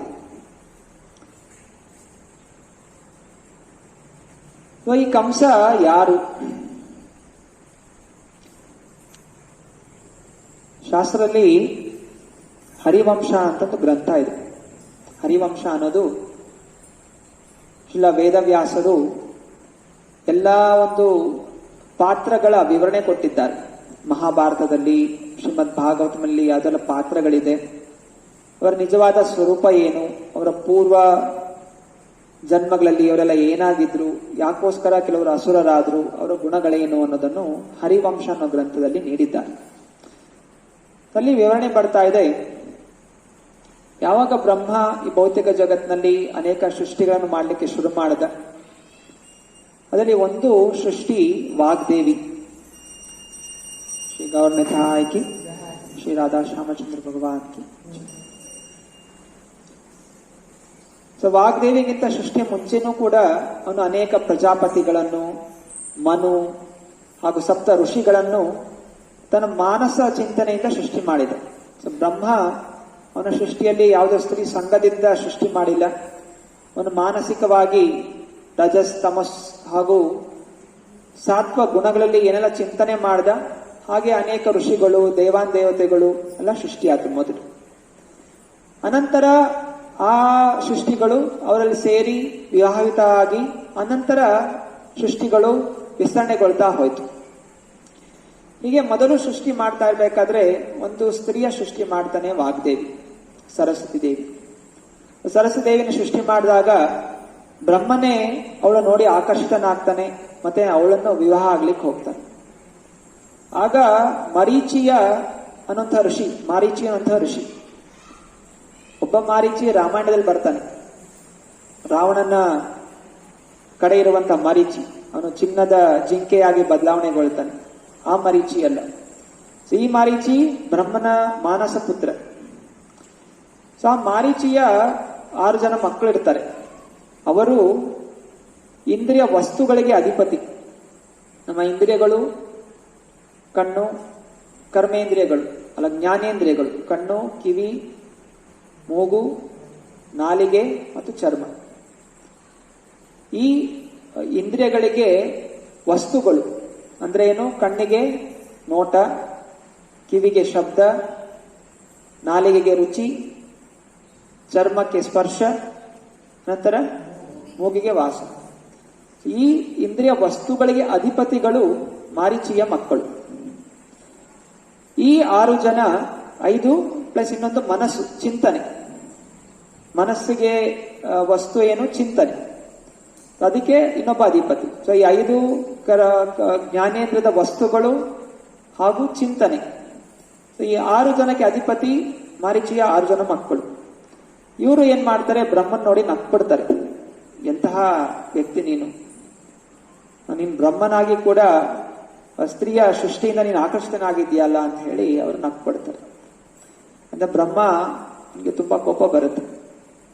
ಕೋಪ ಬಂದವರಿಗೆ ಶಾಪ ಹಾಕ್ತಾನೆ, ನೀವು ಅಸುರರಾಗಿ ಹುಟ್ಟಬೇಕು ಅಂತ.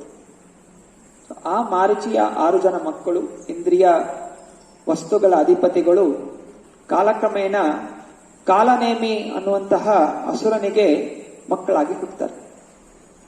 ಕಾಲನೇಮಿ ಕೂಡ ಒಬ್ಬ ದೊಡ್ಡ ಅಸುರ, ಸತ್ಯಯುಗದಲ್ಲಿದ್ದ. ಹಿರಣ್ಯಕಶಿಪುವಿನ ಮೊಮ್ಮಗ. ಹಿರಣ್ಯಕಶಿಪು ಪರಿವಾರದಲ್ಲಿ ಬರ್ತಾನೆ ಅವನು.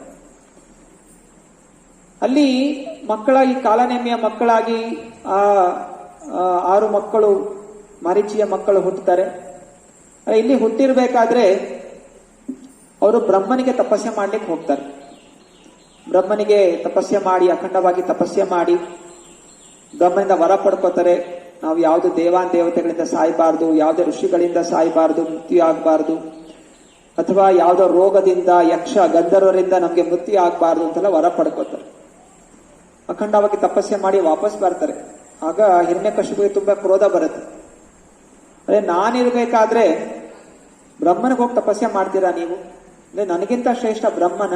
ಯಾಕಂದ್ರೆ ಹಿರಣ್ಯಕಶಿಪುಗೆ ಅಹಂಕಾರ ಆಯ್ತು, ಜಗತ್ತಲ್ಲಿ ನಾನೇ ಶ್ರೇಷ್ಠ, ಎಲ್ಲರಿಗೂ ಘೋಷಣೆ ಮಾಡ್ತಾ ಇದ್ದ, ಎರಡು ಹಿರಣ್ಯಕಶಿಪು ನಮಃ ಅಂತ ಜಪಿಸ್ಬೇಕು. ಅವನೇ ಸ್ವತಃ ಬ್ರಹ್ಮನಿಗೆ ತಪಸ್ಸೆ ಮಾಡಿ ವರ ಪಡ್ಕೊಂಡಿದ್ದು. ಅರೆ ಇವಾಗ ಅವನ್ ಏನ್ ಮಾಡ್ತಾ ಇದ್ದಾನೆ? ಎಲ್ರಿಗೂ ನನ್ನ ತಪಸ್ಸೆ ಮಾಡಬೇಕು ಅಂತ ಹೇಳ್ತಾ ಇದ್ದ. ಅದನ್ನ ಯಾವಾಗ ಅವನು ಗೊತ್ತಾಗತ್ತೆ, ತನ್ನ ಮೊಮ್ಮಕ್ಕಳು, ತನ್ನ ಪೀಳಿಗೆಯಲ್ಲೇ ಜನ ನನ್ನ ರಕ್ಷಣೆಯನ್ನು ಬಿಟ್ಟು ಬ್ರಹ್ಮನಿಗೆ ಹೋಗಿ ತಪಸ್ಸೆ ಮಾಡಿ ಅವನಿಂದ ರಕ್ಷಣೆ ಪಡ್ಕೊಂಡಿದ್ದೀರಾ, ಆದ್ರಿಂದ ನೀವು ನಿಮ್ಮ ಅಪ್ಪನಿಂದನೇ ಸಾವು ನಿಮ್ಗೆ ಉಂಟಾಗಬೇಕು ಅಂತ ಶಾಪ ಹಾಕ್ತಾನೆ. ಕಾಲನೇಮಿಯ ಮಕ್ಕಳು ಕಾಲನೇಮಿಯಿಂದನೇ ಸಂಹಾರ ಆಗಬೇಕು ಅನ್ನುವಂತಹ ಶಾಪ ಹಿರಣ್ಯಕಶಿಪು ಹಾಕ್ತಾನೆ. ಆ ಶಾಪದ ಕಾರಣ ಕಾಲನೇಮಿ ದ್ವಾಪರ ಯುಗದಲ್ಲಿ ಕಂಸನಾಗಿ ಹುಟ್ಟುತ್ತಾನೆ. ಹಾಗೂ ಆ 6 ಜನ ಮಕ್ಕಳು, ಕಾಲನೇಮಿಯ ಮಕ್ಕಳು, ಇಲ್ಲಿ ದೇವಕಿಯ ಮಕ್ಕಳಾಗಿ ಹುಟ್ಟುತ್ತಾರೆ. ಆದ್ದರಿಂದಲೇ ಅವರನ್ನು ಷಡ್ ಗರ್ಭಗಳು ಅಂತ ಹೇಳ್ತಾರೆ. ಗರ್ಭದಲ್ಲಿ ಇರಬೇಕಾದ್ರೆ ಅದೇ ಕಂಸ, ಕಾಲನೇಮಿ ಕಂಸನಾಗಿ ಹುಟ್ಟಿ ದೇವಕಿಯ ಮಕ್ಕಳನ್ನು ಸಂಹಾರ ಮಾಡ್ತಾನೆ. ಸ್ವತಃ ಯಾವುದು? ಅವನ ಮಕ್ಕಳೇ, ಪೂರ್ವ ಜನ್ಮದಲ್ಲಿ ಅವನೇ ಮಕ್ಕಳು. ಅದರಿಂದನೇ ಶಾಸ್ತ್ರ ಹೇಳುತ್ತೆ, ನಮ್ಮ ತಂದೆ ತಾಯಿ, ಗಂಡ ಹೆಂಡತಿ, ಮಕ್ಕಳು ಅವರೆಲ್ಲ ಪೂರ್ವ ಜನ್ಮದ ಶತ್ರುಗಳಾಗಿರಬಹುದು, ಯಾರ್ಯಾರೋ ಇರ್ತಾರೆ. ಅದರಿಂದ ಶತ್ರುಗಳು ಬಂದು ನಮ್ಗೆ ಈ ಜನ್ಮದಲ್ಲಿ ನಾನಾ ರೀತಿಯ ಕಷ್ಟಗಳನ್ನು ಕೊಡ್ತಾರೆ ಪರಿವಾರದಲ್ಲಿ. ಹೀಗೆ ಈ ಭೌತಿಕ ಜಗತ್ತಿನ ಎಲ್ಲಾ ಸಂಬಂಧಗಳು ಕೇವಲ ಕಷ್ಟಪ್ರದಾಯಕ. ಈ 6 ಜನ ಮಕ್ಕಳು ಹಾಗೂ ಏನನ್ನು ಸೂಚಿಸುತ್ತೆ? ಕಾಮ, ಕ್ರೋಧ, ಮದ, ಮಾತ್ಸರ್ಯ, ಮೋಹ, ಲೋಭ ಇದನ್ನು ಸೂಚಿಸುತ್ತೆ. ಯಾವಾಗ ಈ ಒಂದು ಗುಣಗಳನ್ನು ನಾವು ನಾಶ ಮಾಡ್ತೀವಿ, ಕೃಷ್ಣನ ಅವತಾರದ ಲೀಲೆಯಲ್ಲಿ ಬರುವಂತಹದ್ದೇನು? ಮೊದಲು ನಮ್ಮಲ್ಲಿರುವಂತಹ ಈ ಗುಣಗಳನ್ನು ನಾಶ ಮಾಡಬೇಕು. ಅನಂತರ ಯಾರು ಬಂದ? ದೇವಕಿಯ ಗರ್ಭದಲ್ಲಿ ಬಲರಾಮ. ಬಲರಾಮ ಗುರುತತ್ವ. ಯಾವಾಗ ನಮ್ಮೊಳಗಿರುವಂತಹ ಕಲ್ಮಶಗಳನ್ನು ನಾವು ದೂರ ಮಾಡ್ತೀವಿ, ಆ ಕಲ್ಮಶಗಳು ಹೇಗೆ ದೂರ ಆಗತ್ತೆ? ಯಾವಾಗ ನಾವು ಭೌತಿಕವಾದ ವಿಷಯಗಳನ್ನು ದೂರ ಮಾಡ್ತೀವಿ. ಎಲ್ಲಿ ತನಕ ನಾವು ಈ ದೇಹ ಅಂತ ನಾವು ಚಿಂತನೆ ಇರುತ್ತೆ, ನಮ್ಮಲ್ಲಿ ಕಾಮ, ಕ್ರೋಧ, ಮದ, ಮಾತ್ಸರ್ಯ, ಮೋಹ, ಲೋಭ ಇದೆಲ್ಲ ಉತ್ಪನ್ನ ಆಗುತ್ತೆ. ಅಂದ್ರೆ ಯಾವಾಗ ನಾವು ಈ ಒಂದು ಸಂಬಂಧಗಳನ್ನು, ಭೌತಿಕ ಸಂಬಂಧಗಳನ್ನು ತ್ಯಾಗ ಮಾಡ್ತೀವಿ, ಆಗ ಈ ಎಲ್ಲ ಗುಣಗಳು ದೂರ ಆಗುತ್ತೆ. ಆಗ ನಮಗೆ ಗುರುಗಳ ಆಶ್ರಯ ಅನ್ನೋದು ಸಿಗುತ್ತೆ. ಗುರುಗಳ ಆಶ್ರಯ ಸಿಕ್ಕಾಗ ನಾವು ಗುರುಗಳಿಂದ ಕೃಷ್ಣ ಯಾರು, ಕೃಷ್ಣನಿಗೆ ನನಗೆ ಏನ್ ಸಂಬಂಧ ಇದೆ, ಕೃಷ್ಣನ ಸಂಘ ನಾನು ಹೇಗೆ ಒತ್ತೆ ವಾಪಸ್ ಪಡ್ಕೋಬಹುದು ಅನ್ನುವಂತಹ ವಿಚಾರವನ್ನು ನಾವು ಮಾಡ್ತೀವಿ. ಆ ಗುರುಗಳ ನಿರ್ದೇಶನದಲ್ಲಿ ನಾವು ಮುನ್ನಡೆದಾಗ ನಮಗೆ ಕೃಷ್ಣ ಅನ್ನೋದು ಪ್ರಾಪ್ತಿ ಆಗ್ತಾನೆ. ಇದು ಕೃಷ್ಣ ಲೀಲೆಯ ಜನ್ಮದ ಒಂದು ಅಂತರರ್ಥ. ಕೃಷ್ಣ ನಮಗೂ ಸಿಗಬೇಕು, ಸುಮ್ಮನೆ ಆಗೋದಿಲ್ಲ. ಗುರುಗಳು ಸಿಗಬೇಕು. ಗುರುಗಳ ಹತ್ರ ಹೋಗಿ ನನ್ನ ಕಷ್ಟಗಳು ಪಾರು ಮಾಡಿ ನನಗೆ ಅದು ಬೇಕು ಇದು ಬೇಕು ಅಂತ ಕೇಳಿದ್ರೆ ಮತ್ತದು ವ್ಯರ್ಥ. ಗುರುಗಳ ಹತ್ರ ಹೇಗೆ ಹೋಗ್ಬೇಕು? ಕೃಷ್ಣ ಪಡೆಯಲಿಕ್ಕೆ ಹೋಗಬೇಕು. ಅದಕ್ಕೆ ಗುರು ಬೇಕಾಗಿರೋದು. ನಮ್ಮ ಭೌತಿಕ ತೊಂದರೆಗಳಿಗೆ ಗುರುಗಳು ಬೇಕಾಗಿಲ್ಲ. ನಮ್ಮ ಭೌತಿಕ ತೊಂದರೆಗಳನ್ನು ನಿವಾರಣೆ ಮಾಡ್ಲಿಕ್ಕಲ್ಲ ಇರುವಂಥದ್ದು. ಅನೇಕ ಜನ ಹೋಗ್ತಾರೆ, ಗುರುಗಳೇ ನಂಗೇನೋ ಕಷ್ಟ ಇದೆ. ಕೆಲವರು ಹೋಗ್ತಾರೆ, ಶೇರ್ ಮಾರ್ಕೆಟ್ ಅಲ್ಲಿ ಇವಾಗ ಯಾವ ಶೇರ್ ಜಾಸ್ತಿ ಆಗುತ್ತೆ, ಯಾವ್ದು ಹಣ ಬರುತ್ತೆ, ಯಾವ ಲಾಟ್ರಿ ಟಿಕೆಟ್ ನಂಬರ್ ತಗೊಂಡ್ರೆ ನನಗೆ ಲಾಟ್ರಿ ಸಿಗುತ್ತೆ, ಇದಕ್ಕೆಲ್ಲ ಗುರುಗಳಿರೋದು. ಅಥವಾ ಏನೋ ಕಾಯಿಲೆಗಳಿದ್ರೆ ಏನೋ ಪವಾಡ ಮಾಡಿ, ಭಸ್ಮ ಕೊಡಿ, ಬೂದಿ ಕೊಡಿ, ಅದು ಹಚ್ಕೋತೀವಿ. ಗುರುಗಳು ಅದಕ್ಕೆಲ್ಲ ಇರೋದು. ನಮ್ಮ ದೇಹದ ರೋಗಗಳಿಗೆ ಡಾಕ್ಟರ್ ಇದ್ದಾರೆ, ಡಾಕ್ಟರ್ ಹತ್ರ ಹೋಗಿ ಅದೇನು ಗುಣಪಡಿಸ್ತಾರೆ, ಅದು ಗುಣ ಆಗುತ್ತೆ. ಕರ್ಮದ ಪ್ರಕಾರ ಏನಿರುತ್ತೆ ಅದ್ರ ಪ್ರಕಾರ ಗುಣಪಡಿಸ್ತಾರೆ. ಕಷ್ಟಪಟ್ಟು ದುಡೀರಿ, ಅದ್ರ ಪ್ರಕಾರ ಕರ್ಮ ಪ್ರಕಾರ ಏನಿದೆ ಅದು ನಮಗೆ ಸಿಗುತ್ತೆ. ಸೊ ಗುರುಗಳ ಹತ್ರ ಹೋಗುವಂತ ಏಕೈಕ ಉದ್ದೇಶ ಕೃಷ್ಣ ಭಕ್ತಿಗೋಸ್ಕರ. ಹೀಗೆ ಆ ಕಾಲನೇಮಿ, ಸೊ ಕಾಲನೇಮಿಯ ಸ್ವರೂಪವೇ ಇಲ್ಲಿ ಕಂಸ. ಈ ಕಂಸನು ಕೂಡ ಮಹಾನ್ ದುಷ್ಟ. ದ್ವಾಪರ ಯುಗದಲ್ಲೂ ಕೂಡ ಅವನು ಅವತರಿಸಲಿಕ್ಕೆ, ಅವನು ಹುಟ್ಟಲಿಕ್ಕೆ ಒಂದು ಆಸುರಿ ಗುಣ ಇದೆ. ಅವನು ಹುಟ್ಟಿದಂತಹ ಒಂದು ರಾಜ, ಅವನ ತಂದೆ, ಕಂಸನ ತಂದೆ ತಾಯಿ ಉಗ್ರಸೇನ ಹಾಗೂ ಪದ್ಮಾವತಿ. ಉಗ್ರಸೇನ ಯದುಗಳ ರಾಜನಾಗಿದ್ದ. ಉಗ್ರಸೇನ ಹೆಂಡತಿ ಪದ್ಮಾವತಿ. ಈ ಪದ್ಮಾವತಿ ಒಮ್ಮೆ ತನ್ನ ತಂದೆ ಮನೆಗೆ ಹೋಗ್ತಾಳೆ. ಅವಳು ವಿದರ್ಭ ರಾಜ ಸತ್ಯಕೇತುವಿನ ಮಗಳು ಪದ್ಮಾವತಿ.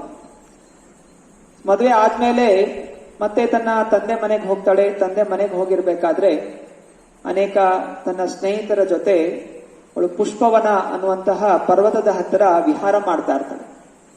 ಸ್ವಚ್ಛಂದವಾಗಿ ವಿಹಾರ ಮಾಡ್ತಾ ಇರ್ತಾಳೆ. ಸ್ವಚ್ಛಂದ ಅಂತ ಹೇಳಿದ್ರೆ ಯಾವುದೇ ರೀತಿಯ ನಿಯಮಗಳನ್ನು ಪಾಲನೆ ಮಾಡದೆ ತನ್ನ ದೇಹದ ಪ್ರದರ್ಶನ ಮಾಡಿಕೊಳ್ಳುತ್ತಾ ಓಡಾಡ್ತಾ ಇತ್ತು. ಸ್ತ್ರೀಯರು ಯಾವಾಗಲೂ ತುಂಬಾ ಎಚ್ಚರಿಕೆಯಿಂದ ಇರಬೇಕು. ಅವರ ದೇಹವನ್ನು ಯಾವಾಗಲೂ ಅವರು ಮುಚ್ಚಿರಬೇಕು. ಒಬ್ಬಂಟಿಯಾಗಿರ್ಲಿ ಅಥವಾ ಜೊತೆಲಿರಲಿ, ಯಾವತ್ತೂ ಕೂಡ ದೇಹದ ಪ್ರದರ್ಶನ ಆಗಬಾರದು. ಅದಕ್ಕೆ ಇದೊಂದು ಕತೆ ಇದೆ. ಸೊ ಯಾವಾಗ ಇವಳು ಪದ್ಮಾವತಿ ತನ್ನ ಸಖಿಯರ ಜೊತೆ ಯಾವುದೇ ರೀತಿಯ ನಿಯಮಗಳನ್ನು ಪಾಲಿಸಿ ಸ್ವಚ್ಛಂದವಾಗಿ ವಿಹಾರ ಮಾಡ್ತಾ ಇದ್ದು, ಆಕಾಶದಲ್ಲಿ ಒಬ್ಬ ಗಂಧರ್ವ ಧ್ರುಮಿಲ, ಅಥವಾ ಅವನನ್ನು ಗೋದಿಲ ಅಂತಾನೂ ಹೆಸರಿದೆ, ಅವನು ವಿಹಾರ ಮಾಡ್ತಾ ಇದ್ದ, ಆಕಾಶಕ್ಕೆ ಹೋಗ್ತಾ ಇದ್ದ. ಮತ್ತೆ ಈ ಪದ್ಮಾವತಿಯನ್ನು ಕಂಡು ಅವನು ಆಕರ್ಷಿತನಾಗ್ತಾನೆ. ಸೊ ಆಕರ್ಷಿತನಾಗಿ ಅವನು ಗೊತ್ತಾಗುತ್ತೆ ಇವಳು ಯಾರು, ಎಲ್ಲಿಂದ ಬಂದಿದ್ದಳು ಅಂತೆಲ್ಲ ಗೊತ್ತಿದೆ. ಗಂಧರ್ವರಿಗೆ ಅವರು ವೇಷ ಮಾರುವಂತ ಶಕ್ತಿ ಇರುತ್ತೆ. ಮತ್ತೆ ಅವನು ಆ ಗಂಧರ್ವ ಈ ಉಗ್ರಸೇನ ರೂಪವನ್ನು ತಾಳಿ ಅವಳು ಮುಂದೆ ಬರ್ತಾನೆ. ಮತ್ತೆ ಅವಳು ಮುಂದೆ ಬಂದು ಅವರಿಬ್ಬರ ಸಂಪರ್ಕ ಆಗತ್ತೆ. ಅನಂತರ ಅವಳು ಗೊತ್ತಾಗತ್ತೆ, ಇದು ನನ್ನ ಪತಿ ಅಲ್ಲ, ಇದು ಯಾರೋ ಬೇರೆ ಮಾರುವೇಷ ಹಾಕೊಂಡು ಬಂದಿದ್ದಾನೆ ಅಂತ ಗೊತ್ತಾಗತ್ತೆ. ಅನಂತರ ಅಷ್ಟರಲ್ಲಿ ಏನಾಗಿದೆ, ಅವನು ತನ್ನ ಸ್ವಂತ ರೂಪದಲ್ಲಿ ಅವನು ಅಲ್ಲಿಂದ ಅದೃಶ್ಯನಾಗ್ಬಿಡ್ತಾನೆ. ಹೀಗೆ ಆ ಗಂಧರ್ವ ಧ್ರುಮಿಲ ಅನ್ನುವಂತಹ ಗಂಧರ್ವದಿಂದ ಹುಟ್ಟಿದಂತಹ ವ್ಯಕ್ತಿ ಕಂಸ. ಅಂದ್ರೆ ಉಗ್ರಸೇನ ನಿಜವಾಗಿ ಮಗ ಅಲ್ಲ, ಅವನು ಯದುವಂಶ ಅಲ್ಲ. ಅವನು ಆ ಒಂದು ಗಂಧರ್ವನಿಂದ ಹುಟ್ಟಿದಂತಹ ವ್ಯಕ್ತಿ. ಹೀಗೆ ಕಂಸ ತುಂಬಾ ಬಲಿಷ್ಠನಾಗಿದ್ದ. ಅವನು ಹುಟ್ಟಬೇಕಾದ್ರೂ ಕೂಡ ಹೇಳಲಾಗಿದೆ 10 ವರ್ಷ ತಗೊಂಡಂತೆ ಹುಟ್ಟಲಿಕ್ಕೆ. ಪದ್ಮಾವತಿ 10 ವರ್ಷ ಗರ್ಭದಲ್ಲಿ ಇಟ್ಕೊಂಡು ಕಂಸನಿಗೆ ಜನನ ಕೊಟ್ಟು. ಅಂತಹ ಒಬ್ಬ ಶಕ್ತಿಶಾಲಿಯಾದಂತಹ ರಾಜ, ತುಂಬಾ ದುಷ್ಟನಾಗಿದ್ದ. ಕಾಲನೇಮಿ, ದುಷ್ಟ ರಾಜ, ಮಹಾ ವಿಷ್ಣು ದ್ವೇಷಿ. ವಿಷ್ಣುನ ಕಂಡ ಅವನು ಆಗ್ತಾ ಇರಲಿಲ್ಲ. ಅವನು ಭಗವಂತ ವರ ಪಡ್ಕೊಂಡಿದ್ದು ಕೂಡ ಯಾರು ವಿಷ್ಣು ಭಕ್ತರಿರ್ತಾರೆ ಅವ್ರಿಂದ ನಮ್ಗೆ ಸಾವು ಆಗ್ಬಾರ್ದು. ಹೀಗೆ ಅವನೊಂದು ವರವನ್ನು ಪಡ್ಕೊಂಡಿದ್ದ. ಅಂತಹ ದ್ವೇಷಿಗಳು ಗಂಗಾ ನದಿಯಲ್ಲಿ ಹೋಗಿ ಸ್ನಾನ ಮಾಡೋದಿಲ್ಲ. ಯಾಕೆಂತ ಹೇಳಿದ್ರೆ ಅದು ಭಗವಂತ ವಿಷ್ಣುವಿನ ಪಾದವನ್ನು ಸ್ಪರ್ಶ ಮಾಡಿರೋ ಕಾರಣ ಆ ನೀರನ್ನು ಕೂಡ ನಾವು ಮುಟ್ಟೋದಿಲ್ಲ, ಕುಡಿಯೋದಿಲ್ಲ ಅಂತ ಇರ್ತಾರೆ. ಅಂತಹ ದ್ವೇಷಿಗಳು, ಪರಂ ದ್ವೇಷಿಗಳು. ಸೊ ಈ ಕಂಸ ಅವನು ದ್ವಾಪರ ಯುಗದಲ್ಲಿ ಅವತರಿಸಿರ್ಬೇಕಾದ್ರೂ ಕೂಡ ಕಾಲನೇಮಿ ಹುಟ್ಟಿದ.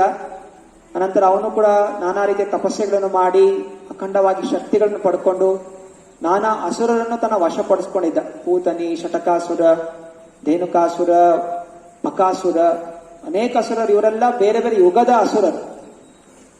ಸೊ ಕೃಷ್ಣ ಯಾಕೆ ಬಂದು ಇವರನ್ನ ಸಂಹಾರ ಮಾಡಬೇಕಾಗಿತ್ತು? ಯಾಕೆಂತ ಹೇಳಿದ್ರೆ ಬೇರೆ ಯಾರಿಗೂ ಶಕ್ತಿ ಇರಲಿಲ್ಲ.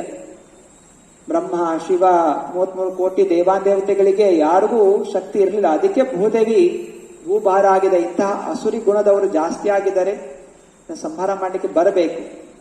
ಅದರಿಂದ ಕೃಷ್ಣ ಸ್ವಯಂ ಬಂದು ಅಂತ ಅಸುರನ ಸಂಹಾರ ಮಾಡ್ತಾರೆ. ಇವರೆಲ್ಲ ಸಾಧಾರಣವಾದಂತಹ ಅಸುರರಲ್ಲ. ನಾವು ಕಾರ್ಟೂನ್ ನೋಡ್ಬಿಟ್ಟ ಏನೋ ಒಂದು ಪಕ್ಷಿ, ಏನೋ ಒಂದು ಎಮ್ಮೆ, ಏನೋ ಒಂದು ಆಕಳು ಅಥವಾ ಯಾವುದೋ ಒಂದು ಕುದುರೆ, ಕೇಸಿ ಹಿಂಗೆಲ್ಲ ಅಸುರರು ಅಂತ ಅನ್ಕೋತೀವಿ. ಆದ್ರೆ ಅವರೆಲ್ಲ ಸಾಮಾನ್ಯವಾದ ಅಸುರರಲ್ಲ. ಅವರ ದೇಹ ಬೆಟ್ಟದ ಹಾಗೆ, ತುಂಬಾ ವಜ್ರದ ಹಾಗೆ ಬಲಿಷ್ಠವಾದಂತಹ ದೇಹಗಳು, ತುಂಬಾ ಶಕ್ತಿ ಇತ್ತು. ಅವರನ್ನು ಸಂಹಾರ ಮಾಡಲಿಕ್ಕೆ ಸ್ವಯಂ ಭಗವಂತನೇ ಅವತರಿಸಿ, ಮುಖ್ಯವಾಗಿ ಒಂದು ಅವರನ್ನ ಸಂಹಾರ ಮಾಡಲಿಕ್ಕೆ, ಹಾಗೂ ಎರಡನೇದಾಗಿ ಪರಿತ್ರಾಣಾಯ ಸಾಧುನಾಂ, ಭಕ್ತರ ರಕ್ಷಣೆಗೋಸ್ಕರ. ಇದರ ಹಿಂದೆಯೂ ಕೂಡ ಶುಕದೇವ ಗೋಸ್ವಾಮಿ ಹೇಳ್ತಾರೆ, 9ನೇ ಸ್ಕಂದ 24ನೇ ಅಧ್ಯಾಯ ಅವತಾರ ಶ್ಲೋಕದಲ್ಲಿ ಶುಕದೇವ ಗೋಸ್ವಾಮಿ ಹೇಳ್ತಾರೆ, ಯದಾ ಯದಾ ಹಿ ಧರ್ಮಸ್ಯ ಕ್ಷಯೋರ್ವೃತ್ತಿಸ್ಥ ಪಾಪ್ಮನಃ ತದಾ ತು ಭಗವಾನೀಶ್ಚ ಆತ್ಮಾನಂ ಸೃಜತೆ ಹರಿಹಿ. ಗ್ಲಾನಿರ್ಭವತಿ ಭಾರತ ಇರೋದು ಭಗವದ್ಗೀತಾ ಅಲ್ಲಿ ಕೃಷ್ಣ ಹೇಳ್ತಾ ಇದ್ದಾನೆ, ಯಾವಾಗೆಲ್ಲ ಧರ್ಮದ ಪತನ ಆಗುತ್ತೆ, ಧರ್ಮದ ಸ್ಥಾಪನೆಗೋಸ್ಕರ ನಾನು ಬರ್ತೀನಿ ಅಂತ ಭಗವದ್ಗೀತೆಯಲ್ಲಿ ಹೇಳ್ತಾನೆ. ಅದೇ ಶ್ಲೋಕವನ್ನು ಇಲ್ಲಿ ಶುಕದೇವ ಗೋಸ್ವಾಮಿ ಹೇಳ್ತಾ ಇದ್ದಾರೆ, ಯಾವಾಗೆಲ್ಲ ಧರ್ಮದ ಪತನ ಆಗುತ್ತೆ, ಕ್ಷಯೋವೃತ್ತಿಶ್ಚ ಪಾಪ್ಮನಃ ತದಾತು ಭಗವಾನೀಶ, ಹಾಗೆಲ್ಲ ಭಗವಂತ ಅವತರಿಸ್ತಾನೆ ಅಂತ ಭಾಗವತದಲ್ಲಿ ಹೇಳಲಾಗಿದೆ. ಸೊ ಗುರುಗಳು ಯಾವತ್ತು ತನ್ನನ್ನೇ ಭಗವಂತ ಅಂತ ಹೇಳ್ಕೊಳ್ಳೋದಿಲ್ಲ, ಬದಲಾಗಿ ಭಗವಂತ ಅವತರಿಸ್ತಾನೆ ಅಂತ. ಕೃಷ್ಣ ನಾನು ಅವತರಿಸ್ತೀನಿ ಅಂತ ಹೇಳ್ತಾನೆ. ಅಂದ್ರೆ ಆ ಭಗವಂತ ನಾನೇ ಅನ್ನೋದನ್ನು ಭಗವದ್ಗೀತೆಯಲ್ಲಿ ಕೃಷ್ಣ ವ್ಯಕ್ತಪಡಿಸ್ತಾ ಇದ್ದಾನೆ. ಸೊ ಭಗವಂತ ಒಬ್ಬನೇ ಒಬ್ಬ ಭಗವಂತ, ಅವನು ಕೃಷ್ಣ, ಅವನೇ ಎಲ್ಲರ ಪಾಪವನ್ನು ನಾಶ ಮಾಡುವಂತಹ ಏಕೈಕ ವ್ಯಕ್ತಿ. ಸೊ ಹೀಗೆ ಒಂದು ಅದ್ಭುತವಾದಂತಹ ರಹಸ್ಯ ಇದೆ. ಇವರೆಲ್ಲ ಕೂಡ ಹುಟ್ಟಿರುವಂತಹದ್ದು ಕಂಸ, ಕಾಲನೇಮಿ, ಆ ಎಲ್ಲ ಮರೀಚಿಯ ಮಕ್ಕಳು, ಅವರೆಲ್ಲ ಉದ್ಧಾರ ಆಗಬೇಕಾಗಿತ್ತು. ಆದ್ದರಿಂದ ಹೀಗೆಲ್ಲ ಸೇರಿ ನಾನಾ ವಿಷಯಗಳು ಸೇರಿದೆ, ಭಗವಂತನ ಲೀಲೆ ಆಗಬೇಕಾಗಿದೆ, ಕಲಿಯುಗಕ್ಕೆ ಮತ್ತೆ ಭಗವದ್ಗೀತೆಯ ಬೋಧನೆ ಆಗಬೇಕಾಗಿದೆ. ಸೊ ನಾನಾ ಒಂದು ಅರ್ಥಗಳಿಂದ ಭಗವಂತ ಅವತರಿಸ್ತಾನೆ. ಹೀಗೆ ಯಾವಾಗ ಕಂಸ ದೇವಕಿಯ ಸಂಹಾರ ಮಾಡಲಿಕ್ಕೆ ಮುಂದಾಗ್ತಾನೆ, ಆಗ ವಸುದೇವ ತುರಂತವಾಗಿ ಯೋಚನೆ ಮಾಡ್ತಾನೆ, ಏನ್ ಮಾಡೋದು. ಇವಾಗ ಹೆಂಡತಿಯನ್ನು ಕಾಪಾಡುವುದು ಪತಿಯ ಧರ್ಮ. ಆದ್ರೆ ಈ ಕಂಸ ದುಷ್ಟ ವ್ಯಕ್ತಿ, ಅಸೂಯೆ ಪಡುವಂತ ವ್ಯಕ್ತಿ, ಅವನ್ನ ಸೋಲಿಸ್ಲಿಕ್ಕೆ ನನಗೆ ಸಾಧ್ಯ ಇಲ್ಲ. ಅದರಿಂದ ತುರಂತವಾಗಿ ಉಪಾಯ ಮಾಡ್ದ. ಶ್ರೀ ವಸುದೇವ ವಾಚ ಶ್ಲಾಘನೀಯ ಗುಣಾಶೂರೇ ಭವಾನ್ ಭೋಜ ಯಶಾಸ್ಕರಃ ಸ ಕಥಂ ಭಗಿನೀಂ ಹನ್ಯಾತ್ ಸ್ತ್ರೀಯಂ ಉದ್ವಾಹ ಪರ್ವನಿ. ವಸುದೇವ ತುಂಬಾ ಪ್ರೀತಿಯಿಂದ ಮಾತಾಡ್ತಾ ಇದ್ದಾನೆ. ನನ್ನ ಪ್ರೀತಿಯ ಭಾವ ಕಂಸ, ನೀನು ಕುಲ ಶ್ರೇಷ್ಠ, ನೀನು ಭೋಜ ಕುಲದ ಶ್ರೇಷ್ಠವಾದಂತಹ ವ್ಯಕ್ತಿ. ನೀನು ಯದುಕುಲ ವಂಶಗಳಿಗೆ ನೀನು ಶ್ರೇಷ್ಠವಾದಂಥವನು, ಹಾಗೂ ಅನೇಕ ನಾಯಕರ ಗುಣಕ್ಕೆ ಪಾತ್ರವಾಗುವಂಥವನು ನೀನು, ಗುಣಗಾನಕ್ಕೆ. ಅದರ ಅಂತಹ ಶ್ರೇಷ್ಠವಾದ ವ್ಯಕ್ತಿ ಹೇಗೆ ತಾನೇ ಮದುವೆ ಸಮಯದಲ್ಲಿ ತನ್ನ ತಂಗಿಯನ್ನು ಸಂಹಾರ ಮಾಡ್ಲಿಕ್ಕೆ ಸಾಧ್ಯ? ವಸುದೇವ ಬುದ್ಧಿವಂತಿಕೆ ಉಪಯೋಗ ಮಾಡ್ತಾ ಇದ್ದಾನೆ. ಇವನನ್ನು ನಾನು ಎದುರಿಸಿ ಹಾಕೊಂಡ್ರೆ ಆಗೋದಿಲ್ಲ. ಏನ್ ಮಾಡ್ಬೇಕು? ಗುಣಗಾನ ಮಾಡ್ಬೇಕು. ಅಸುರರಿಗೆ ತಮ್ಮ ಗುಣಗಾನ ಕೇಳಿಸ್ಕೊಂಡಾಗ ತುಂಬಾ ಖುಷಿ ಆಗ್ಬಿಡುತ್ತೆ. ಅದರಿಂದ ಕಂಸನನ್ನು ಗುಣಗಾನ ಮಾಡ್ತಾರೆ. ಇನ್ನು ಭೋಜ ವಂಶದ ಶ್ರೇಷ್ಠವಾದಂತಹ ವ್ಯಕ್ತಿ ನೀನು. ಹೀಗೆ ಪ್ರಹ್ಲಾದ್ ಮಹಾರಾಜನು ಕೂಡ ತನ್ನ ತಂದೆಗೆ ಹೇಳ್ತಾನೆ, ಹೇ ಅಸುರ ವರಿಯ, ಅಸುರರಲ್ಲಿ ಶ್ರೇಷ್ಠವಾದಂಥ, ಹೀಗೆ ನಿಮ್ಗೂ ಕೂಡ ಮೂರ್ಖರಲ್ಲಿ ಶ್ರೇಷ್ಠ ಅಂತ ಹೇಳಿದ್ರೆ ಹೇಗೆ ಅನ್ಸುತ್ತೆ? ಖುಷಿ ಆಗತ್ತಾ? ಶ್ರೇಷ್ಠವಾದ ವ್ಯಕ್ತಿ ನಾನು. ಮೂರ್ಖರಲ್ಲಿ ನಾನು ಶ್ರೇಷ್ಠ ಅಂತ ಅಂದ್ಕೊಂಡ್ರೆ ಅದು ಎಷ್ಟು ಮೂರ್ಖತನ ಅಂತ ನಮಗೆ ಗೊತ್ತಾಗತ್ತೆ. ಇಲ್ಲಿ ಅವನು ಗೊತ್ತಾಗ್ತಾ ಇಲ್ಲ. ಗುಣಗಾನ ಮಾಡ್ತಾ ಇದ್ದಾನೆ, ಎಷ್ಟು ಶ್ರೇಷ್ಠವಾದಂಥವ್ ನೀನು. ಸ್ತ್ರೀಯನ್ನು ಕೊಂಡ್ರೆ ಮತ್ತೆ ಏನ್ ಅನ್ಕೋತಾರೆ ಜನ? ಎಲ್ರಿಗೂ ಗೊತ್ತಿದೆ ಅವನು ನೀಚ ಅಂತ, ಅದ್ರಲ್ಲಿ ಏನೂ ಇಲ್ಲ. ಆದ್ರೆ ವಸುದೇವ ತುಂಬಾ ಚಾಣಾಕ್ಷತೆಯಿಂದ ಹೇಳ್ತಾ ಇದ್ದಾನೆ, ಇನ್ನು ಸ್ತ್ರೀ ಹತ್ಯೆ ಮಾಡಿದ್ರೆ ಮತ್ತೆ ಎಲ್ಲಾ ಜನ ನಿಂದನೆ ಮಾಡ್ತಾರೆ. ಇನ್ನು ದೊಡ್ಡ ನಾಯಕ ನೀನು, ನಾಯಕನಾಗಿ ಹೀಗೆ ಮಾಡಿದ್ರೆ ಪ್ರಜೆಗಳು ಏನ್ ಅನ್ಕೋತಾರೆ, ಅದರಿಂದ ನೀನು ಹಲ್ಲೆ ಮಾಡ್ಲಿಕ್ಕೆ ಹೋಗ್ಬೇಡ. ನಿಶ್ಚಯವಾಗಿ ಯಾರು ಜನನ ಪಡಿತಾರೋ ಅವರು ಸಾಯಲೇಬೇಕು. ಒಬ್ಬನು 100 ವರ್ಷ ಬಾಳಬಹುದು, 1000 ವರ್ಷ ಬಾಳಬಹುದು. ಆದರೆ ಎಲ್ಲಾ ಜೀವಿಗಳಿಗೆ ಸಾವು ಅನ್ನೋದು ಖಚಿತ. ದೇಹೇ ಪಂಚತ್ವ ಆಪನ್ನೆ ದೇಹಿ ಕರ್ಮಾನುಗೋ ವಶಃ ದೇಹಾಂತರಂ ಅನುಪ್ರಾಪ್ಯ ಪ್ರಾಕ್ತನಂ ತ್ಯಜತೆ ವಪುಹು. ಈ ಒಂದು ಶರೀರವು ಧೂಳಾಗಿ ಪರಿವರ್ತನೆಗೊಳ್ಳುತ್ತೆ, ಪಂಚಭೂತಗಳಲ್ಲಿ ಹೋಗಿ ಸೇರ್ಕೊಳ್ಳುತ್ತೆ. ಮತ್ತೆ ಆ ದೇಹದ ಒಳಗಿರುವಂತ ನಿಜವಾದ ಒಡೆಯ ಆ ಜೀವಾತ್ಮ ಇನ್ನೊಂದು ಶರೀರವನ್ನು ಪಡ್ಕೊಳ್ಳುತ್ತೆ. ಇದರಲ್ಲಿ ಯಾವುದೇ ರೀತಿಯ ಸಂದೇಹ ಅನ್ನೋದು ಇಲ್ಲ. ಹೇಗೆ ಒಬ್ಬ ವ್ಯಕ್ತಿಯು ದಾರಿಯಲ್ಲಿ ನಡೆಯಬೇಕಾದರೆ ಒಂದು ಹೆಜ್ಜೆಯನ್ನು ಇಟ್ಟು ಮತ್ತೆ ಇನ್ನೊಂದು ಹೆಜ್ಜೆಯನ್ನು ಇಡುತ್ತಾನೋ, ಅಥವಾ ಒಂದು ಹುಳವು ಒಂದು ಎಲೆಯಿಂದ ಇನ್ನೊಂದು ಎಲೆಗೆ ಹೋಗಬೇಕಾದರೆ ತನ್ನ ಒಂದು ದೇಹವನ್ನು ಮುಂದಿನ ಎಲೆಗೆ ಇಟ್ಟು ಅನಂತರ ಹಿಂದಿನ ದೇಹವನ್ನು ಎಳೆದುಕೊಳ್ಳುತ್ತದೆಯೋ, ಹಾಗೆಯೇ ಜೀವಾತ್ಮವು ಕೂಡ ಇನ್ನೊಂದು ಶರೀರವನ್ನು ಪ್ರಾಪ್ತಿ ಮಾಡ್ತಾ ಇದ್ದ ಹಾಗೆ ಹಳೆಯ ಶರೀರವನ್ನು ಬಿಡುತ್ತೆ. ಹೇಗೆ ಎರಡು ಕಾಲು ನಾವು ಎಗರ್ಕೊಂಡು ಹೋಗೋದಿಲ್ಲ, ಎರಡು ಕಾಲು ಒಟ್ಟಿಗೆ ಇಡೋದಿಲ್ಲ, ಒಂದು ಕಾಲು ಮುಂದೆ ಇಡ್ತೀವಿ. ಯಾವಾಗ ಮುಂದಿಟ್ಟ ಕಾಲು ಸ್ಥಿರವಾಗಿರುತ್ತೆ, ಅನಂತರ ಹಿಂದಿಟ್ಟ ಕಾಲನ್ನು ತೆಗಿತೀವಿ. ಹೀಗೆ ನಾವು ನಡೆಯುವಂಥದ್ದು. ಹಾಗೆ ಹುಳದ ಉದಾಹರಣೆ ಕೊಡ್ತಾ ಇದ್ದಾನೆ. ಹುಳ ಹೇಗೆ ಅದು ಫಸ್ಟ್ ಅದ್ರ ಮುಂದೆ ತಲೆನ ಒಂದ್ರ ಮೇಲೆ ಸಪೋರ್ಟ್ ಇಟ್ಕೊಳ್ಳುತ್ತೆ, ಅದರ ನಂತರ ಹಿಂಭಾಗವನ್ನು ತಗೊಳ್ಳುತ್ತೆ. ಹಾಗೆಯೇ ಜೀವಾತ್ಮ ಕೂಡ ತನ್ನ ಮುಂದಿನ ದೇಹ ಪಡ್ಕೊಳ್ಳಿಕ್ಕೆ ಎಲ್ಲಾ ತಯಾರಿಗಳು ಈ ದೇಹದಲ್ಲಿ ಮಾಡಿಕೊಳ್ಳುತ್ತೆ. ಈ ಜನ್ಮದಲ್ಲಿ ನಾವು ಯಾವ್ಯಾವ ರೀತಿ ಕರ್ಮಗಳು ಮಾಡ್ತೀವಿ, ಯಾವ್ಯಾವ ರೀತಿ ಚಿಂತನೆಗಳು ಮಾಡ್ತೀವಿ, ಇದು ನಮ್ಮ ಮುಂದಿನ ದೇಹಕ್ಕೆ ಕಾರಣ. ನಮ್ಮ ಮುಂದಿನ ದೇಹ ತಯಾರಾಗ್ತಾ ಇದೆ. ಸೊ ಮುಂದಿನ ದೇಹ ಭೌತಿಕವಾಗಿ ನಾವು ಚಿಂತನೆ ಮಾಡಿದರೆ ಭೌತಿಕವಾದಂತಹ ದೇಹ ನಮಗ್ ಸಿಗುತ್ತೆ.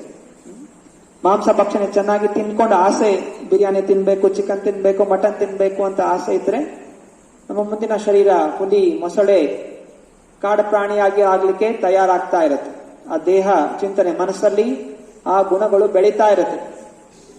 ಯಾರು ಭಕ್ತಿ ಅನ್ನೋದು ಮಾಡ್ತಾರೆ, ಹರೇ ಕೃಷ್ಣ ಕೃಷ್ಣ ಕೃಷ್ಣ ಹರೇ ಹರೇ, ಹರೇ ರಾಮ ರಾಮ ರಾಮ ಹರೇ ಹರೇ, ನಿಸ್ವಾರ್ಥ ನಿಷ್ಕಾಮ ಭಾವನೆಯಿಂದ ಯಾರು ಜಪಿಸ್ತಾ ಇರ್ತಾರೆ, ಭಗವಂತ ಎಲ್ಲಿ ಲೀಲೆ ಮಾಡ್ತಾ ಇದ್ದಾನೆ ಆ ಒಂದು ಲೋಕಕ್ಕೆ ವರ್ಗಾವಣೆಗೊಳ್ಳಿಕ್ಕೆ ಜೀವಾತ್ಮ ತಯಾರಿ ಆಗ್ತಾ ಇರುತ್ತೆ. ಆದ್ದರಿಂದ ನಮ್ಮ ಮುಂದಿನ ಒಂದು ಕರ್ಮದ ಫಲಗಳಿಗೆ ಕಾರಣ ನಾವು ಇವತ್ತು ಮಾಡುವಂತಹ ಕೆಲಸಗಳು. ಹೀಗೆ ಮಾಡುತ್ತಾ ಒಬ್ಬನು ತನ್ನ ಒಂದು ಸ್ಥಿತಿಯನ್ನು ಪರಾಮರ್ಶೆ ಮಾಡಬೇಕು. ಹಾಗೂ ತಾನು ಈ ದೇಹ ಇಲ್ಲ ಎಂದು ತಿಳಿದು ಭಗವಂತನಿಗೆ ಶರಣಾಗಬೇಕು. ಕೆಲವೊಮ್ಮೆ ಕನಸಿನಲ್ಲೂ ಕೂಡ ಅನೇಕ ರೀತಿಯ ಪರಿಸ್ಥಿತಿಗಳನ್ನು ನಾವು ಕಾಣುತ್ತೇವೆ. ಬೇರೆ ಬೇರೆ ದೇಹಗಳಲ್ಲಿ ನಾನಾ ರೀತಿಯ ಕೆಲಸಗಳನ್ನು ಮಾಡುತ್ತೇವೆ. ಹಾಗೆಯೇ ಕೂಡ ನಾವು ಈ ದೇಹವನ್ನು ತ್ಯಾಗ ಮಾಡಿ ಇನ್ನೊಂದು ದೇಹವನ್ನು ಪಡೆಯುತ್ತೇವೆ.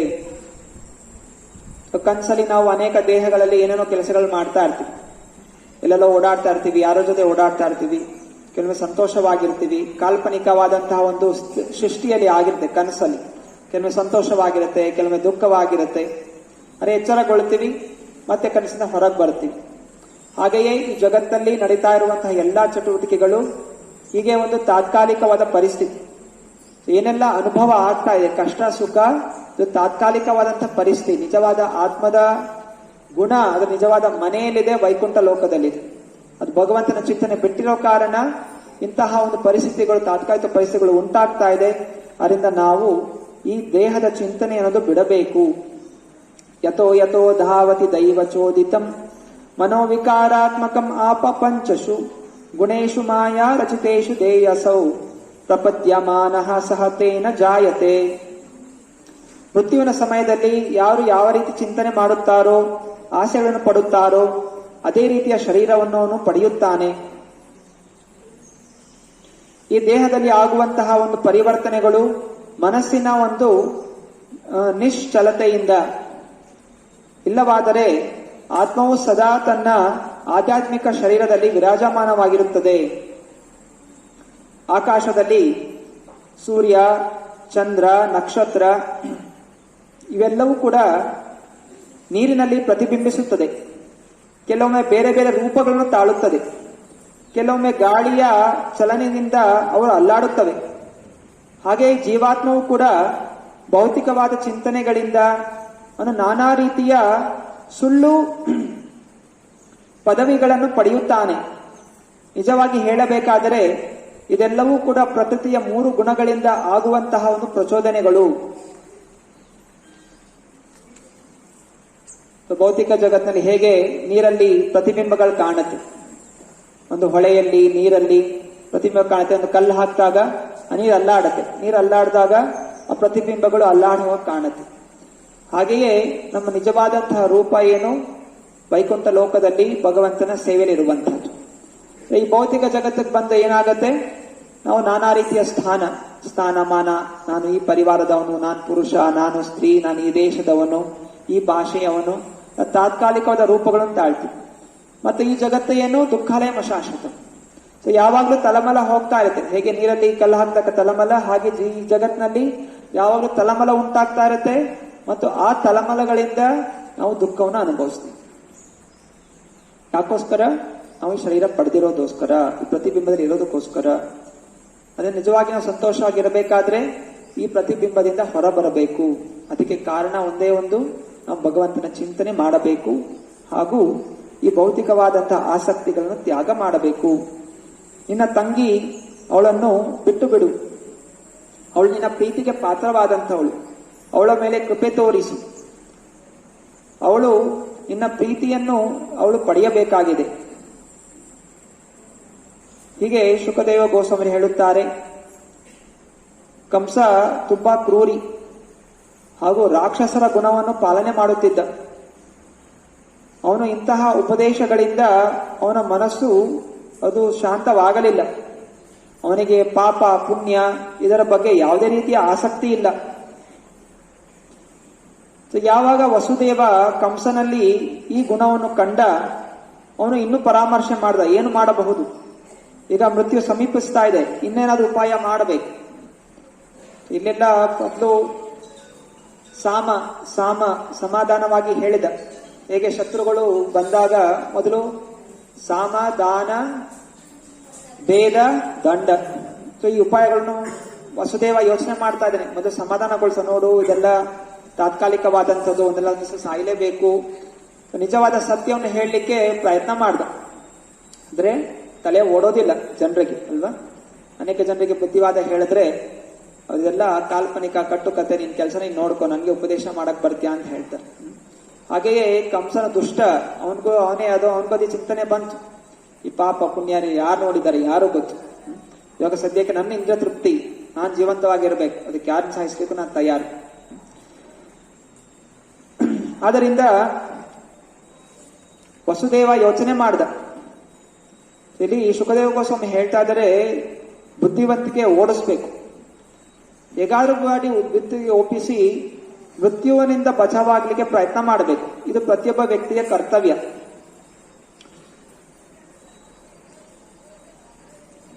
ನಮಗೂ ಕೂಡ ಜೀವ ಬೇಕಾಗಿದೆ. ನಾವು ಹಾಗೆ ಸರಿ ಮೃತ್ಯು ಮೇಲೆ ಆಸಕ್ತಿ ಇಲ್ಲ ಅಂತ ಬಿಟ್ಬಿಡೋದಲ್ಲ. ಕಾಯಿಲೆಗಳು ಬಂದಾಗ ಆದಷ್ಟು ಪ್ರಯತ್ನ ಮಾಡಬೇಕು ಗುಣಪಡಿಸಲಿಕ್ಕೆ ಶಕ್ತಿಯಾನುಸಾರ.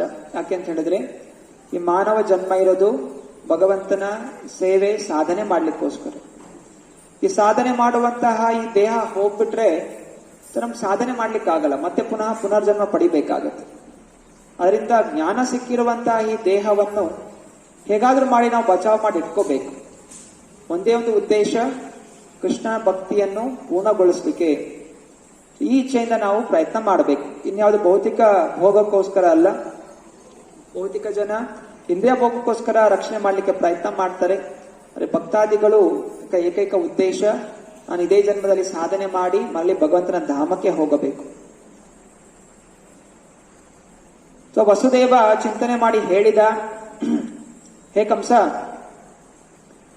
ನಾನು ನನ್ನ ಎಲ್ಲ ಮಕ್ಕಳನ್ನು ನಿನಗೆ ನೀಡುತ್ತೇನೆ. ಯಾಕಂದ್ರೆ ವಸುದೇವ ಯೋಚನೆ ಮಾಡಿದ, ಯಾರು ಗೊತ್ತು ಕೃಷ್ಣ ಅಷ್ಟು ಸಮಯ, ಕಂಸ ಅಷ್ಟು ಸಮಯ ಇರ್ತಾನೋ ಇಲ್ಲವೋ, ಅದಕ್ಕೆ ಮುಂಚೆನೂ ಸಾಯಬಹುದು ಅವನ ಒಂದು ಕರ್ಮಾನುಸಾರ. ಅವ್ರೆ ಹೇಗಾದ್ರೂ ಮಾಡಿ ಈ ಒಂದು ಕ್ಷಣದಲ್ಲಿ ಹೇಗಾದ್ರೂ ಮಾಡಿ ರಕ್ಷಣೆ ಮಾಡಬೇಕು, ದೇವಕ್ಕೆ ರಕ್ಷಣೆ ಮಾಡಬೇಕು. ಆದ್ರಿಂದ ವಸುದೇವ ಹೇಳ್ತಾ ಇದ್ದಾನೆ, ನನಗೆ ಯಾವ್ದೆಲ್ಲ ಮಕ್ಕಳು ಹುಟ್ಟುತ್ತಾರೆ ಅವ್ರನ್ನೆಲ್ಲ ನಿನಗೆ ತಂದು ಕೊಡ್ತೀನಿ. ಆದ್ರಿಂದ ದಯವಿಟ್ಟು ನೀನು ಈ ಮೃತ್ಯು ಭಯದಿಂದ ಮುಕ್ತನಾಗು. ದೇವಕಿ ನಿನಗೆ ಏನು ಪ್ರಾಣ ಭೀತಿ ಇಲ್ಲ, ದೇವಕಿ ಸಂಹಾರ ಮಾಡೋದಿಲ್ಲ. ದೇವಕಿಗೆ ಹುಟ್ಟುವಂತಹ ಮಗು ನಿನಗೆ ಸಂಹಾರ ಮಾಡದೆ ಅಂತ ಆಕಾಶ ನೋಡಿದೆ. ಆದ್ರಿಂದ ನಾನು ಪ್ರತಿಜ್ಞೆ ಮಾಡ್ತೀನಿ, ಹುಟ್ಟುವಂತಹ ಮಕ್ಕಳನ್ನು ನಾನು ನಿನಗೆ ತಂದು ಕೊಡ್ತೀನಿ. ಇದು ವಸುದೇವನ ಚಿಂತನೆ ಇತ್ತು. ಯಾಕಂದ್ರೆ ಈ ಕ್ಷಣದಲ್ಲಿ ಹೇಗ ತಪ್ಪಿಸ್ಕೊಂಡ್ರೆ ಹೇಗಾದ್ರೂ ಮಾಡಿ ಬಹುಶಃ ಕಂಸನಿಗೆ ಮುಂದೆ ಒಳ್ಳೆ ಬುದ್ಧಿ ಬರ್ಬೋದೇನೋ, ಆ ತರ ಅದು ಪರಿವರ್ತನೆಗೊಳ್ಬಹುದೇನೋ. ಅಥವಾ ಯಾವುದೋ ಒಂದು ರೀತಿಯಲ್ಲಿ ಬದಲಾವಣೆ ಆಗಬಹುದೇನೋ ಅಂತ ಹೇಳಿ ವಸುದೇವನು ಈ ರೀತಿ ಮಾತನಾಡಿದ.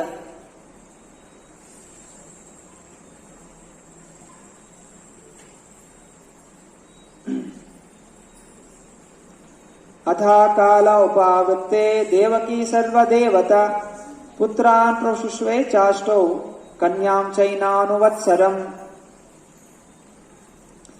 ಹೀಗೆ ಕಂಸನು ವಸುದೇವನ ಮಾತುಗಳನ್ನು ಸ್ವೀಕಾರ ಮಾಡಿ ದೇವಕಿಯನ್ನು ಸಂಹಾರ ಮಾಡುವುದನ್ನು ತಡೆದನು. ಅನಂತರ ತನ್ನ ಮನೆಯನ್ನು ಪ್ರವೇಶ ಮಾಡಿದನು. ಅನಂತರ ದೇವಕಿಯು 8 ಮಕ್ಕಳಿಗೆ ಜನನವನ್ನು ಕೊಟ್ಟಳು. ಅದರಲ್ಲಿ ಒಂದು ಮಗು, ಒಂದು ಹೆಣ್ಣು ಮಗು, ಅವಳು ಸುಭದ್ರೆ. ಅವಳು ಕೂಡ ದೇವಕಿಯ ಮಗಳು, ವಸುದೇವ ಹಾಗೂ ದೇವಕಿಯ ಮಗಳು.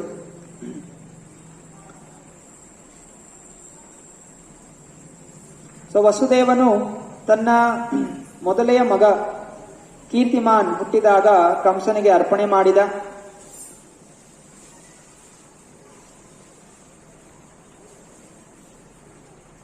ಯಾವಾಗ ಕಂಸನು ವಸುದೇವ ತನ್ನ ಪ್ರಮಾಣದ ಹಾಗೆ ಮಗನನ್ನು ನೀಡಿದ, ಅವನಿಗೆ ತುಂಬಾ ಸಂತೋಷವಾಯಿತು. ನಗುಮುಖದಿಂದ ಕಂಸನು ಹೀಗೆ ಮಾತನಾಡಿದನು. ಪ್ರತಿಯಾತು ಕುಮಾರೋಯಂ ನಹಿ ಅಸ್ಮಾದಸ್ತಿ ಮೇ ಭಯಂ ಅಸ್ತಮಾದ್ಯವಯೋರ್ ಗರ್ಭಾನ್ ಮೃತ್ಯುರ್ಮೇ ವೀಥಾ ಕಿಲ. ಹೇ ವಸುದೇವ, ಈ ಮಗುವನ್ನು ತಗೊಂಡು ನೀನು ಮನೆಗೆ ವಾಪಸ್ ಹೋಗು. ನನಗೆ ಈ ಮೊದಲ ಮಗುವಿನಿಂದ ಯಾವುದೇ ಭಯ ಇಲ್ಲ.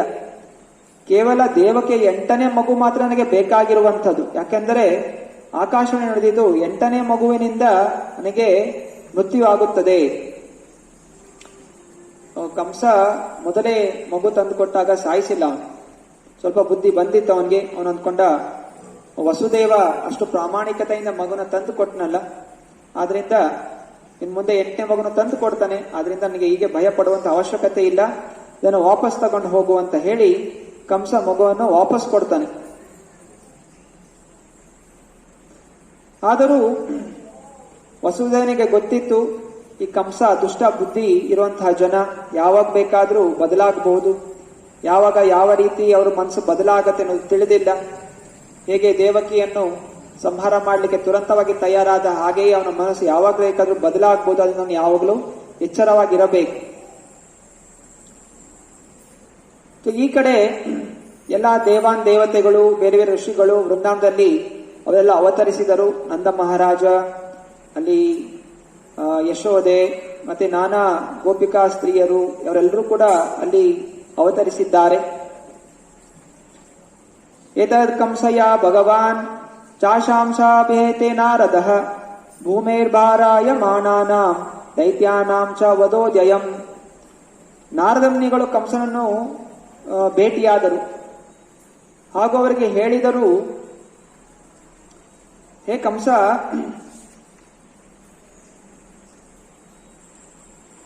ಕಂಸನನ್ನು ಭೇಟಿಯಾದ್ಮೇಲೆ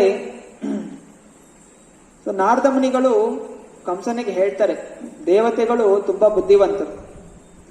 ಆಕಾಶವಾಣಿ ಹಿಡಿದು 8ನೇ ಮಗು, ಅದು 8ನೇ ಮಗು ಒಂದಾದ್ಮೇಲೆ ಒಂದು 8ನೇ ಮಗು ಅಂತ ಹೇಳಿಲ್ಲ, ಅದು ಹಿಂದೆನೂ ಲೆಕ್ಕ ಹಾಕೊಂಡು ಬರ್ಬೋದು.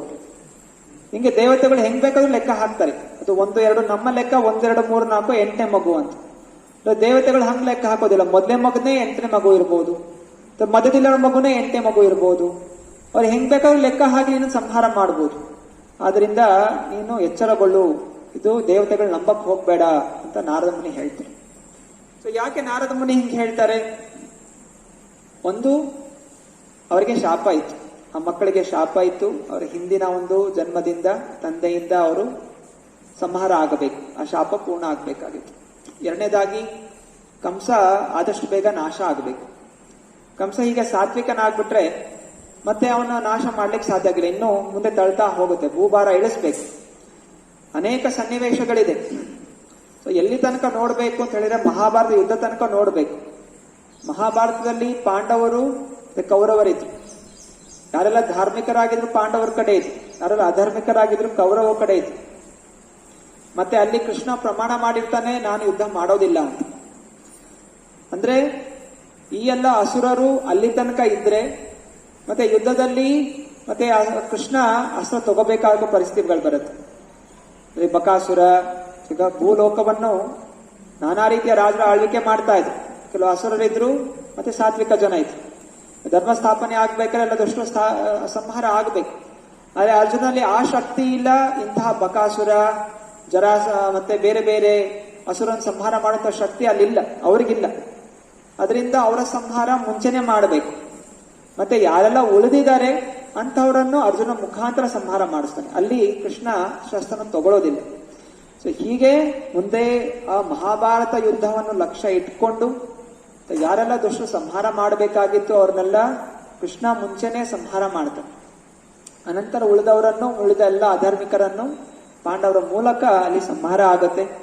ಹೀಗೆ ನಾರದ ಮುನಿಗಳು ಕೂಡ ಆದಷ್ಟು ಬೇಗ ಕೃಷ್ಣ ಅವತರಿಸಬೇಕು, ಇವನು ಇನ್ನೂ ಜಾಸ್ತಿ ಪಾಪದ ಕೆಲಸ ಮಾಡಬೇಕು, ಆ ಪಾಪದ ಕೆಲಸದಿಂದ ಅವನ ಪಾಪ ಪೂರ್ಣ ಆಗಿ ಭಗವಂತ ಅವತರಿಸಿ ಮತ್ತೆ ಕಂಸನ ಸಂಹಾರ ಆಗಬೇಕು ಅಂತ ಹೇಳಿ ನಾರದ ಮುನಿಗಳು ಈ ರೀತಿ ಕಂಸನಿಗೆ ಹೇಳಿದರು.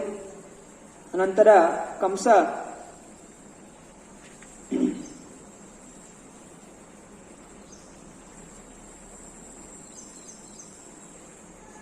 ಮುಂದಿನ ಅಧ್ಯಾಯದಲ್ಲಿ ಹೋಗುತ್ತೆ ಅದು. ಇಲ್ಲಿ ಹೀಗೆ ಕಂಸನ ಒಂದು ವಿವರಣೆ ಕೊಟ್ಟಿದ್ದಾರೆ. ಹೇಗೆ ಕಂಸ ಅವನು ಕಾಲನೇಮಿ ಹಾಗೂ ತನ್ನ ತಂದೆಯನ್ನೇ ಕೂಡ ಅವನು ಕಾರಾಗೃಹಕ್ಕೆ ಹಾಕಿ ಬಂಧಿತ ಮಾಡಿದ್ದ. ಹಾಗೂ ಎಲ್ಲ ರಾಜರಿಗ ಆ ಎಲ್ಲ ಯದುವಂಶರಾಗಿ ಭೋಜ ವಂಶಕ್ಕೆ ಹಾಗೂ ಹಂದಕ ವಂಶಗಳಿಗೆ ತಾನೇ ರಾಜನಾಗಿ ಕುಳಿತಿದ್ದ. ಆದ್ದರಿಂದ ಅವನ ಸಂಹಾರಕ್ಕೋಸ್ಕರ ಹೀಗೆ ನಾರದ ಮುನಿಗಳು ಕಂಸನ ಭೇಟಿಯಾದರು. ಅನಂತರ ಕಂಸ ಆ ಎಲ್ಲ 6 ಮಕ್ಕಳನ್ನು ಸಂಹಾರ ಮಾಡ್ತಾನೆ. ಮುಂದಿನ ಅಧ್ಯಾಯಗಳಲ್ಲಿ ನೋಡೋಣ. ಹೀಗೆ 3 ದಿವಸಗಳು ಶ್ರೀಮದ್ ಭಾಗವತದ ದಶಮ ಸ್ಕಂದದಿಂದ ಒಂದೊಂದು ಅಧ್ಯಾಯವನ್ನು ನಾವು ಚರ್ಚೆ ಮಾಡುತ್ತೇವೆ. Hare Krishna. ಪ್ರಶ್ನೆಗಳಿದೆಯಾ ನ್ಯಾಯದಿಂದ?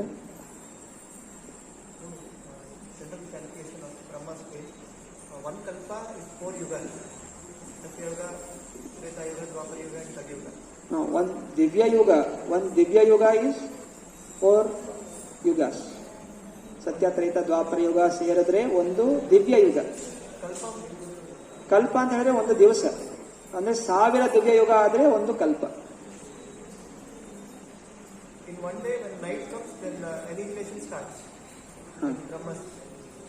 That means like after Kalyuga, is Kalyuga like annihilation, like the description is like ಒಂದು ತಾತ್ಕಾಲಿಕ ಸಣ್ಣ ಮಾತ್ರದಲ್ಲಿ ಪ್ರಳಯ ಬರುತ್ತೆ. ಆದರೆ ಎಲ್ಲಾ ಲೋಕಗಳು ನಾಶ ಆಗೋದಿಲ್ಲ. ಬ್ರಹ್ಮನ ರಾತ್ರಿಯಲ್ಲಿ ಸ್ವರ್ಗಲೋಕ ತನಕ ನೀರು ಬರುತ್ತೆ, ಪ್ರಳಯ ಬರುತ್ತೆ. ಬ್ರಹ್ಮಲೋಕ ನಾಶ ಆಗೋದಿಲ್ಲ. ಬ್ರಹ್ಮ ಬೇರೆ ಬೇರೆ ಯುಗಗಳ ಪರಿವರ್ತನೆಯಲ್ಲಿ ಸಣ್ಣ ಸಣ್ಣ ಪ್ರಳಯಗಳು ಆಗತ್ತೆ.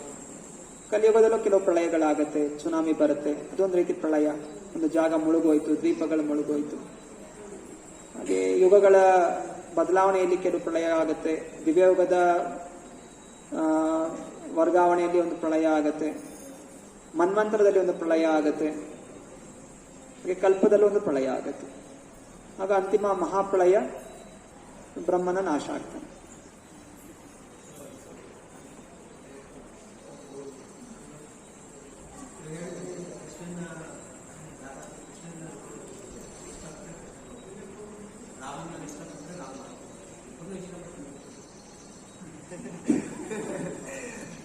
ಪ್ರಶ್ನೆ ಕೇಳ್ತಾ ಇದ್ದಾರೆ, ರಾಮನ್ ಮೇಲೆ ತುಂಬಾ ಆಸಕ್ತಿ ಇದ್ರೆ ರಾಮನ್ ಲೋಕಕ್ಕೆ ಹೋಗ್ತೀವಿ, ಕೃಷ್ಣನ ಮೇಲೆ ಆಸಕ್ತಿ ಇದ್ರೆ ಕೃಷ್ಣನ ಲೋಕಕ್ಕೆ ಹೋಗ್ತೀವಿ, ಇಬ್ರು ಮೇಲೆ ಆಸಕ್ತಿ ಇದ್ರೆ ಹೇಗೆ ಅಂತ.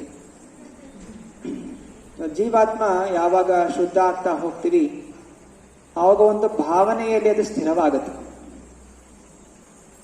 ಹೇಗೆ ಹನುಮಂತ ಹೀಗೆ ರಾಮನ ರೂಪದ ಮೇಲೆ ಒಂದು ಸ್ಥಿರನಾಗಿದ್ದ ದಾಸ್ಯ ಭಾವದಲ್ಲಿ. ಚೈತನ್ಯ ಮಹಾಪ್ರಭು ಲೀಲೆಯಲ್ಲೂ ಕೂಡ ಚೈತನ್ಯ ಮಹಾಪ್ರಭುಗಳು ಪ್ರಕಾಶ ಲೀಲೆಯಲ್ಲಿ ತಮ್ಮ ನಿಜ ಸ್ವರೂಪವನ್ನು ತೋರಿಸಿ ಹನುಮಂತನಿಗೆ ಹೇಳ್ತಾರೆ. ಹನುಮಂತ ಚೈತನ್ಯ ಲೀಲೆಯಲ್ಲಿ ಮುರಾರಿ ಗುಪ್ತ ಆಗಿ ಅವತರಿಸಿರ್ತಾರೆ.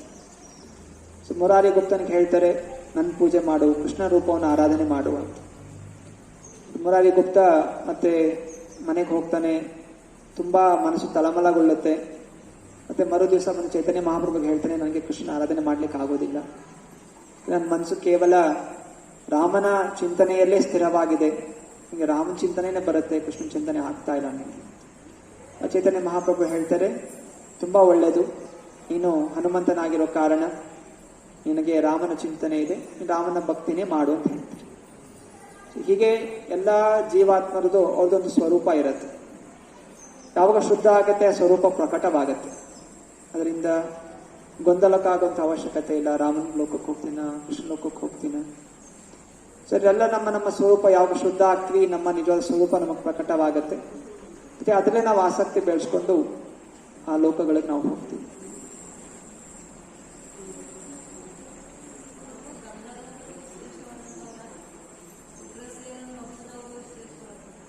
ಏನು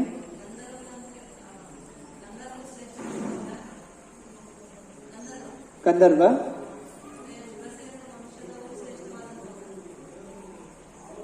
ಅದಕ್ಕೂ ಏನು ಹೋಲಿಕೆ ಇದೆ? ಹಾ, ಹೌದು. ಶ್ರೇಷ್ಠವಾದದ್ದಲ್ಲ. ಗಂಧರ್ವ ಅನ್ನೋದು ಅವರು ಯಕ್ಷ, ಅವರು ಒಂದು ರೀತಿಯ ಜನ, ಅವರು ಭೂಲೋಕದ ಜನ ಅಲ್ಲ. ಗಂಧರ್ವ ಲೋಕ ಅನ್ನೋದು ಅವರು ಕುಬೇರನ ಅಧೀನದಲ್ಲಿ ಬರ್ತಾರೆ. ಆದ್ರೆ ಇಲ್ಲಿ ನಡೆದಂತಹ ಒಂದು ಸನ್ನಿವೇಶ ಏನದು ಅನೈತಿಕ ಸಂಬಂಧ. ಅವಳ ಇದನ್ನು ಕಂಡು ಮೋಸದಿಂದ ಅಲ್ಲಿ ಗರ್ಭವತಿ ಆದ್ಲವಳು. ದೈಹಿಕವಾಗಿ ಆಕರ್ಷಿತನಾಗಿ ಯಾರದೋ ಪತ್ನಿ, ಅದೇದು ಬಲಾತ್ಕಾರ ಮಾಡಿದ ಹಾಗೆ, ಮೋಸ, ಒಂದು ಅವನು ಮಾರವೇಷ ಹಾಕೊಂಡಿದ್ದ ಮತ್ತು ಬಲಾತ್ಕಾರ ಮಾಡಿರುವಂಥದ್ದು. ಸೊ ಅದರಿಂದ ಹುಟ್ಟಿದಂತಹ ಮಗು ವರ್ಣಶಂಕರ. ಭಗವದ್ಗೀತೆಯಲ್ಲಿ ಹೇಳ್ತಾನೆ, ಯಾವಾಗ ಅನೈತಿಕ ಸಂಬಂಧ ಆಗುತ್ತೆ ಅಲ್ಲಿ ವರ್ಣಶಂಕರ ಅನ್ನೋದು ಉತ್ಪನ್ನ ಆಗುತ್ತೆ. ವರ್ಣಶಂಕರ ಹೆಂಗ್ ಉತ್ಪನ್ನ ಆಯ್ತು? ಯಾವುದೊಂದು ದುಷ್ಟ ಆತ್ಮ ಇರುತ್ತೆ ಅಂಥದ್ದು, ಅಂತಹ ದುಷ್ಟ ಆತ್ಮ ಬಂದು ಅಲ್ಲಿ ಸೇರ್ಕೊಳ್ಳುತ್ತೆ. ಹಾಗೆ ಕಾಲನೇಮಿ ಅಂತಹ ಒಂದು ದುಷ್ಟರ ಸಂಘ, ಅಂದ್ರೆ ಅನೈತಿಕವಾದ ಸಂಘ ಆಗಿರೋ ಕಾರಣ ಆ ಕಾಲನೇಮಿ ಬಂದು ಇಲ್ಲಿ ಸೇರ್ಕೊಂಡ. ಕಾಲನೇಮಿ ಕಂಸನಾದ. ಹಿಂದಿನ ಜನ್ಮದಲ್ಲಿ ಕಾಲನೇಮಿ, ದ್ವಾಪರ ಯುಗದಲ್ಲಿ ಅವನು ಕಂಸನಾದ. ಅಂದ್ರೆ ಆ ದುಷ್ಟಶಕ್ತಿ, ಅವನ ಅಸುರ, ಕಾಲನೇಮಿ ಅಂತ ಅಸುರ.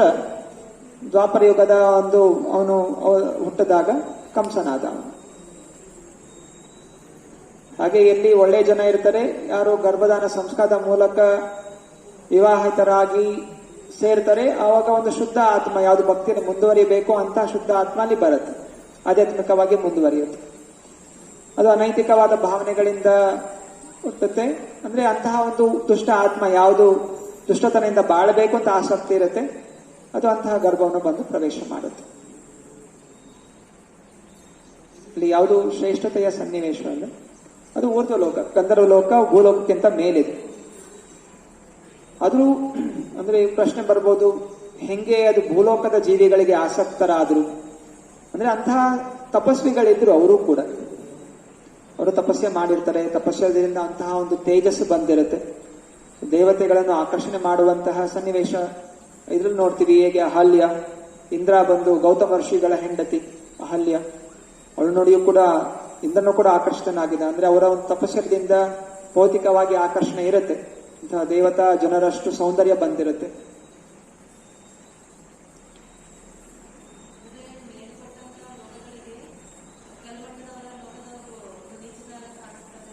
ಆದ್ರೆ ಕೆಲವರು ಯಾರು ತಪಸ್ಸೆ ಮಾಡಿರ್ತಾರೆ ಅವರಲ್ಲಿ ಅಂತಹ ವಿಶೇಷ ಗುಣ ಲಕ್ಷಣಗಳಿರುತ್ತೆ. ಭೂಲೋಕದಲ್ಲಿ ಇದ್ರೂ ಕೂಡ ಅವರಲ್ಲಿ ಅವರ ತಪಸ್ಸೆ ಬಲದಿಂದ ಅವರು ತೇಜಸ್ವಿಗಳಾಗ್ತಾರೆ. ಅಂತಹ ಜನರನ್ನು ಕೂಡ ಆಕರ್ಷಣೆ ಮಾಡುವಂಥದ್ದು, ಅವರು ನೋಡುವಷ್ಟು ಕೂಡ ಶಕ್ತಿ ಬರುತ್ತೆ. ಈಗ ಯಾರು ತಪಸ್ವಿಗಳಿರ್ತಾರೆ, ಪ್ರಭುಪಾದರಿಗೆ ಅನೇಕ ಭೂತ ಪ್ರೇತಗಳು ಕಾಣಿಸ್ತಾ ಇತ್ತು. ಅಮೆರಿಕದಲ್ಲಿ ಹೋಗಿರ್ಬೇಕಾದ್ರೆ ಅನೇಕ ಮನೆಗಳಲ್ಲಿ ಭೂತಗಳು ಅಲ್ಲಿ ಕಾಡ್ತಾ ಇರೋ ಕಾರಣ ಪ್ರಭುಪಾದ ಯಾವಾಗ ಜಪ ಮಾಡ್ತಾರೆ, ಕೀರ್ತನೆ ಮಾಡ್ತಾರೆ, ಅವರ ಮನೆಗಳಿಂದ ಭೂತ ಪ್ರೇತಗಳನ್ನು ಮುಕ್ತಿಗೊಳಿಸ್ತಾರೆ. ಸೊ ನಮಗೆ ಅದು ಕಾಣಿಸೋದಿಲ್ಲ. ಸೊ ಯಾವಾಗ ಈ ಭೂತ ಪ್ರೇತಗಳು ಅಶುದ್ಧವಾಗಿರ್ತೀವಿ, ಸೊ ಅನೇಕ ನಿಯಮಗಳು ನಮಗೆ ಕೊಡಲಾಗಿದೆ. ಮಲಮೂತ್ರ ವಿಸರ್ಜನೆ ಆದ್ಮೇಲೆ ಸ್ನಾನ ಮಾಡಬೇಕು, ಕೈಕಾಲು ತೊಳಿಬೇಕು, ಊಟ ಮಾಡಿದ್ಮೇಲೆ ಆ ಜಾಗವನ್ನು ಶುಚೀಕರಣ ಮಾಡಬೇಕು. ಸೊ ಅನೇಕ ನಿಯಮಗಳಿದೆ. ಯಾಕೆ ಅಂತ ಹೇಳಿದ್ರೆ ಅದು ಅಶುದ್ಧವಾಗುತ್ತೆ. ಜಾಗ ಅಶುದ್ಧವಾದಾಗ ಆ ಜಾಗದಲ್ಲಿ ಈ ಆಸುರಿ ಗುಣಗಳು ಬಂದು, ಆಸುರಿ ಆತ್ಮಗಳು ಬಂದು ಅಲ್ಲಿ ನಿವಾಸ ಮಾಡುತ್ತೆ. ಮತ್ತೆ ಅಂತಹ ಒಂದು ವಾತಾವರಣದಲ್ಲಿ ನಾವಿರ್ಬೇಕಾದ್ರೆ ನಮ್ಮ ಮನಸ್ಸು ಏನಾಗುತ್ತೆ, ಅದು ತಮೋಗುಣಕ್ಕೆ ಹೋಗ್ಬಿಡುತ್ತೆ. ತಮೋಗುಣಕ್ಕೆ ಹೋದಾಗ ನಾವು ಎಲ್ಲಾ ರೀತಿಯ ಒಂದು ತಪ್ಪು ಕೆಲಸಗಳನ್ನು ಮಾಡ್ತೀವಿ, ಪಾಪದ ಕೃತ್ಯಗಳನ್ನು ಮಾಡ್ತೀವಿ. ಮತ್ತೆ ಆಧ್ಯಾತ್ಮಿಕವಾಗಿ ನಮಗೆ ಬುದ್ಧಿವಂತಿಕೆ ಬರೋದಿಲ್ಲ. ಎರಡು ರೀತಿಯಾದ ಕೆಲಸ ಮಾಡುತ್ತೆ. ಒಂದು ಪಾಪದ ಕೆಲಸ ಮಾಡುತ್ತೆ, ಹಾಗೂ ಆಧ್ಯಾತ್ಮಿಕ ರೀತಿಯಲ್ಲಿ ಮುಂದುವರಲಿಕ್ಕೆ ಅದು ಬಿಡೋದಿಲ್ಲ. ಅದರಿಂದ ಶುಚಿ, ಅಂತರಂಗ ಶುಚಿ, ಬಹಿರಂಗ ಶುಚಿ. ಬಹಿರಂಗವಾಗಿ ಸ್ನಾನ ಮಾಡಬೇಕು, ಶುಚಿಯಾಗಿರಬೇಕು. ಅಂತರಂಗವಾಗಿ ನಾವು ಯಾವಾಗಲೂ ಹರೇ ಕೃಷ್ಣ ಕೃಷ್ಣ ಕೃಷ್ಣ ಹರೇ ಹರೇ, ಹರೇ ರಾಮ ರಾಮ ರಾಮ ಹರೇ ಹರೇ ಜಪಿಸಬೇಕು. ಎರಡು ಶುದ್ಧತೆ ಮುಖ್ಯ. ಸರಿ, हरे कृष्ण। श्रीमद् भागवतम की, श्री कृष्ण जन्माष्टमी महामहोत्सव की।